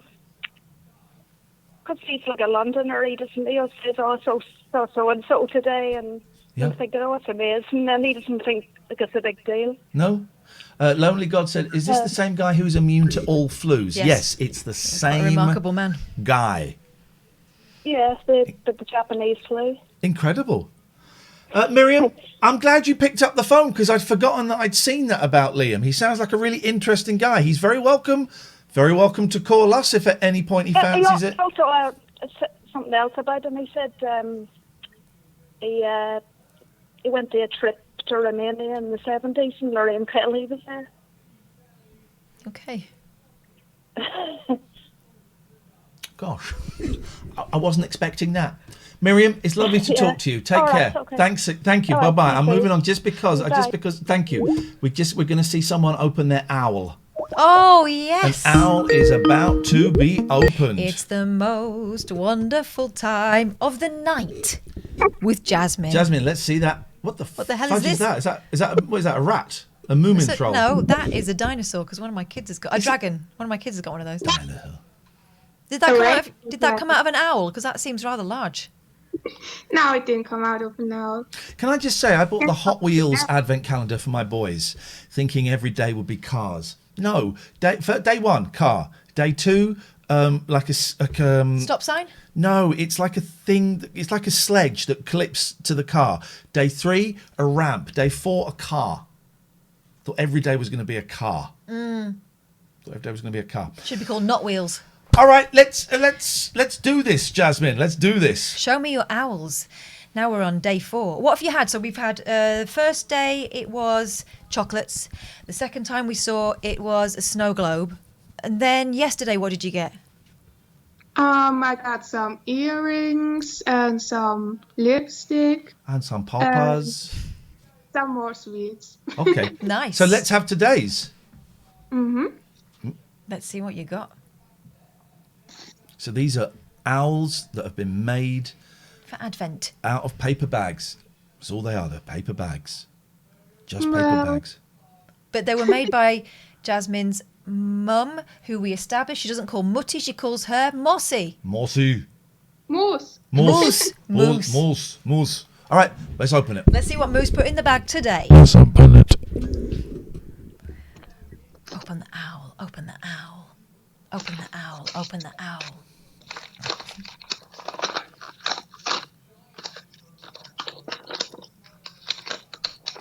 It's exciting. We're going to get a picture after this as well. She's confused. Look at that. She's Yeah, like, what's what the this? It's a letter saying, "Oh, you're adopted. I'm not your mother. The moose. I'm not your moose." Is it like more owls in there? Is it an empty bag? Well, I got some chocolates. Well, hang on, whoa! Show me that chocolate. No. No. Oh, show me the brown one. Show me the brown one. Show me the brown one. Dove. Dove? That's Galaxy. Dove is a soap. That's Galaxy, baby. Thank you. It's exactly what Hannah said. Galaxy, baby. It's a Galaxy, baby. Milky Way, yes, Milky Way. we'll accept. Twix, again, recognisable. Mars, okay, yeah. There We're we in. go. Hang on. Teasers. Hang on. One hang moment, on, please. Hang on. Big boy's here. Let's see if this light. Hello, Biggers. Oh, I'm in the way. Hey, big boy. Big boy, he's there. Hello, darling. Big boy. Come here. You might see him if I can. I know, darling. Come on. I'm in he's the way. there. You're not going to be able to see him, and I don't know where camera 2 is. Otherwise, hang on a minute. Big boy. Here we go. Going up the Oh, stairs. look, I've just got camera 2. Oh, camera 2. George is, hang on, George is on the 3rd step, so he ain't going upstairs. Is this? I'm trying to find. There we go. Big boy. All right. All right, we'll come back to that in a minute. We'll come When back he to that comes in a back, minute. he will. Camera 2 is ready, rocking and a rolling. So, can we get a picture of you with the Dove bar? Because we don't see that in this country. That's new for us. Yeah, and I also got a token. Oh, Gushla für ein Geschenk. What does that mean? Gushlin für ein Geschenk. Sorry? So this is a token for a present I will get tomorrow when I visit my mom in a home. Oh, so it says a joke for a present. That's what it says. Yeah, token. Okay, well, can we get a picture of that? Should we get the picture of that? Would that be okay? So can you hold that up? No, yeah, hold it between your teeth. Hold it between your teeth. And then just look at the camera. But the problem we've had the last few days is you keep moving. So you need to get a pose and stick with it while we take the picture. Hello? Oh, she's bringing that. Okay, all right. But you've really got to stay steady this time because you move and it takes a while. So just... And eyes nice and big. Big eyes. There we That's go. it. Don't blink. Nope. Eyes nice and big, please. Eyes nice and big. No, your eyes, not the dragon's, please. Bigger. Bigger. Don't move. Don't blink. Don't move. Don't blink. Start again. Guess what I count? Start. Okay, so to get blink, blink, blink, blink, blink, blink, blink. Get it ready. And then I'm going to count. Okay, and then when I finish counting, we're done. Okay, you ready? So when you're ready, open as big as you can, and I'll start counting.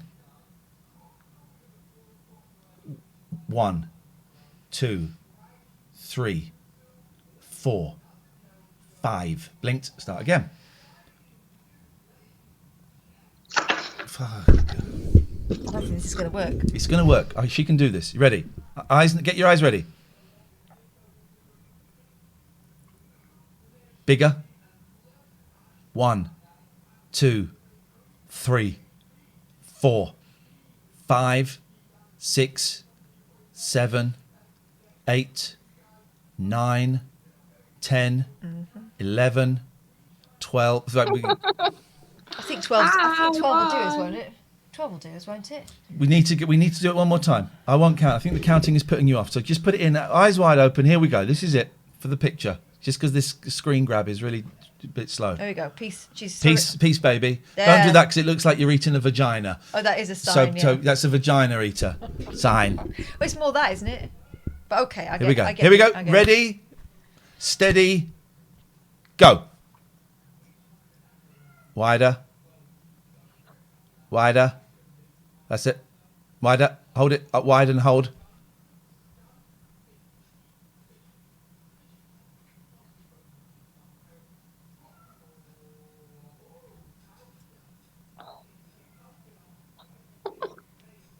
I think we got it. No, we did one more. Let's just do this properly. Here we go. Ready, steady. So fast. Here we go. We You're can do so this. We can do fast. this. Let's It's just do tricky. it. I mean, that's a lot of tooth work. Ready, steady, go.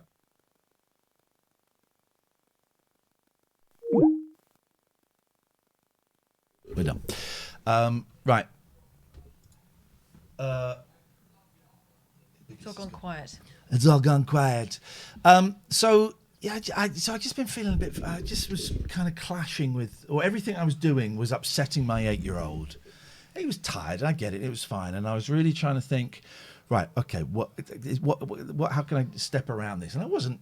First of all, I found myself getting angry, and I thought, well, no, that's not it. That's my dad. That's my dad that's getting angry.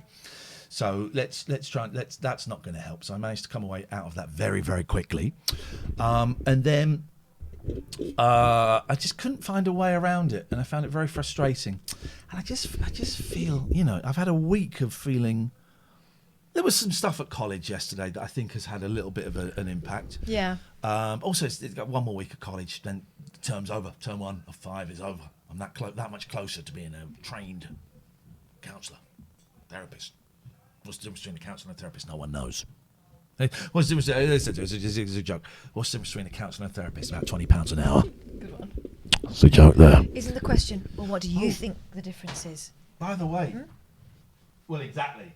Someone just said their Acorn book arrived. I have a theory, though, about the situation.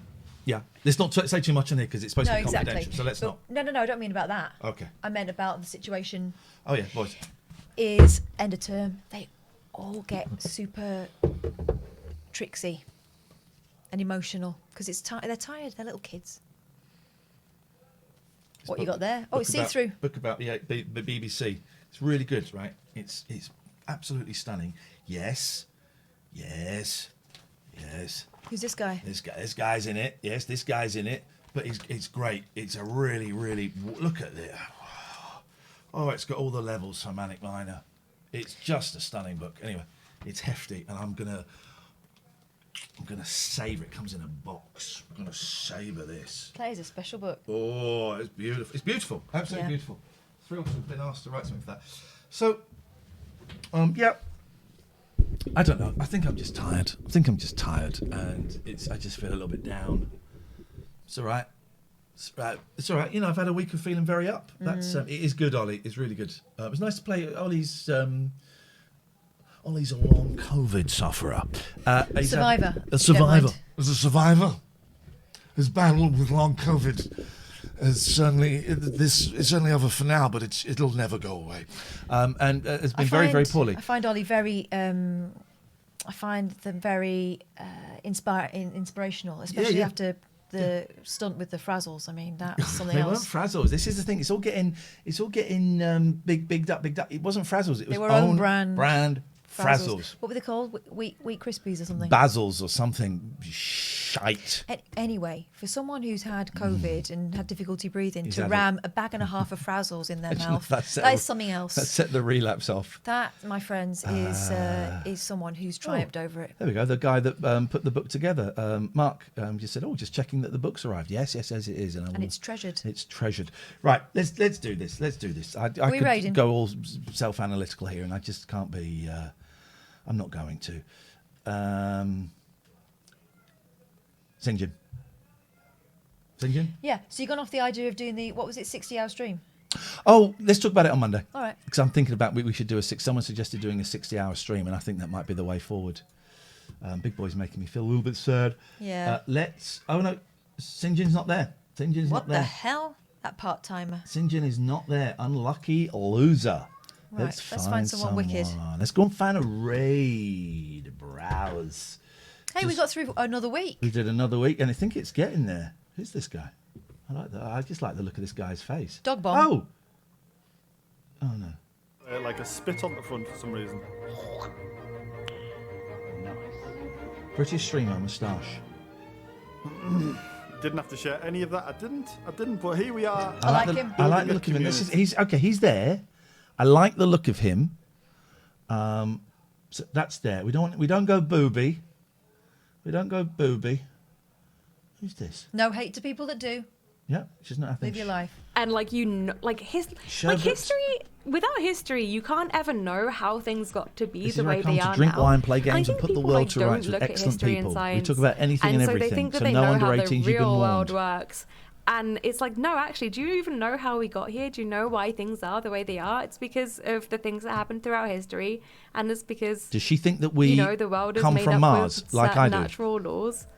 She thinks we come from Mars. This is my theory that we come from Mars. You just need somebody who's like, you need a teacher who can make it like dramatic, because that shit was dramatic. Crazy shit used to happen. That cat. Oh, there's a cat. Okay, any stream with a cat. I mean, they're already onto a winner. Yeah. There we go. Me on a Friday, man. Valuable. I explode and I hate it. Implode and everything is my fault, regardless if it actually Making was mental or health not. info I accessible to implode. all. Explode. I'm so happy to see you. Dr. Kevlar, thank you so much for resubscribing for fun. You know this would make her night if we went in. A colored ball that I can put on the tree This for would you make her and let me know. night. This is going to make her night. Okay, Glitter okay, or guys, we're matte? going to raid. Anxiety. Yes. Anxiety. If it's not your thing, leave quietly. Just don't be a dick about it. I know you won't. Watch, because there's one guy that watches all of our streams that is banned from this, and then goes in and goes, "Yeah, you've just been raided by the shittest stream on." He had a go at me yesterday, suggesting I was a fatty. Whatever, mate. Whatever. So the fact is, this person cannot get enough, and is watching something just just to feel worse about himself. I don't know. Have a look in the mirror. Andy's just posted the link for the. Happy people don't behave like that. Anyway, go in there. Go in and be nice. This night. looks lovely. Andy, thank you for posting the link. Hannah, lovely to meet you. Everybody, mods, thank you as always. Strong week. Help is help. I Some people might prefer do the some in-person streaming interaction, Sunday but night. it's I might hard play to some have that games now. on Sunday Yes, night. it is extremely once the hard kids to are have gone. that now to the point But I where want to you watch just don't Gravity. get it. It's on my list Having of a films to relationship watch takes for work, and college. it's a whole Gravity. skill set. It's true. What, with George Clooney? Yeah. I used I want to be on that course a lot and cry every day. Nobody would really cry about, but I'm better now, sorta. Well, you don't have to be better to be loved and cared for and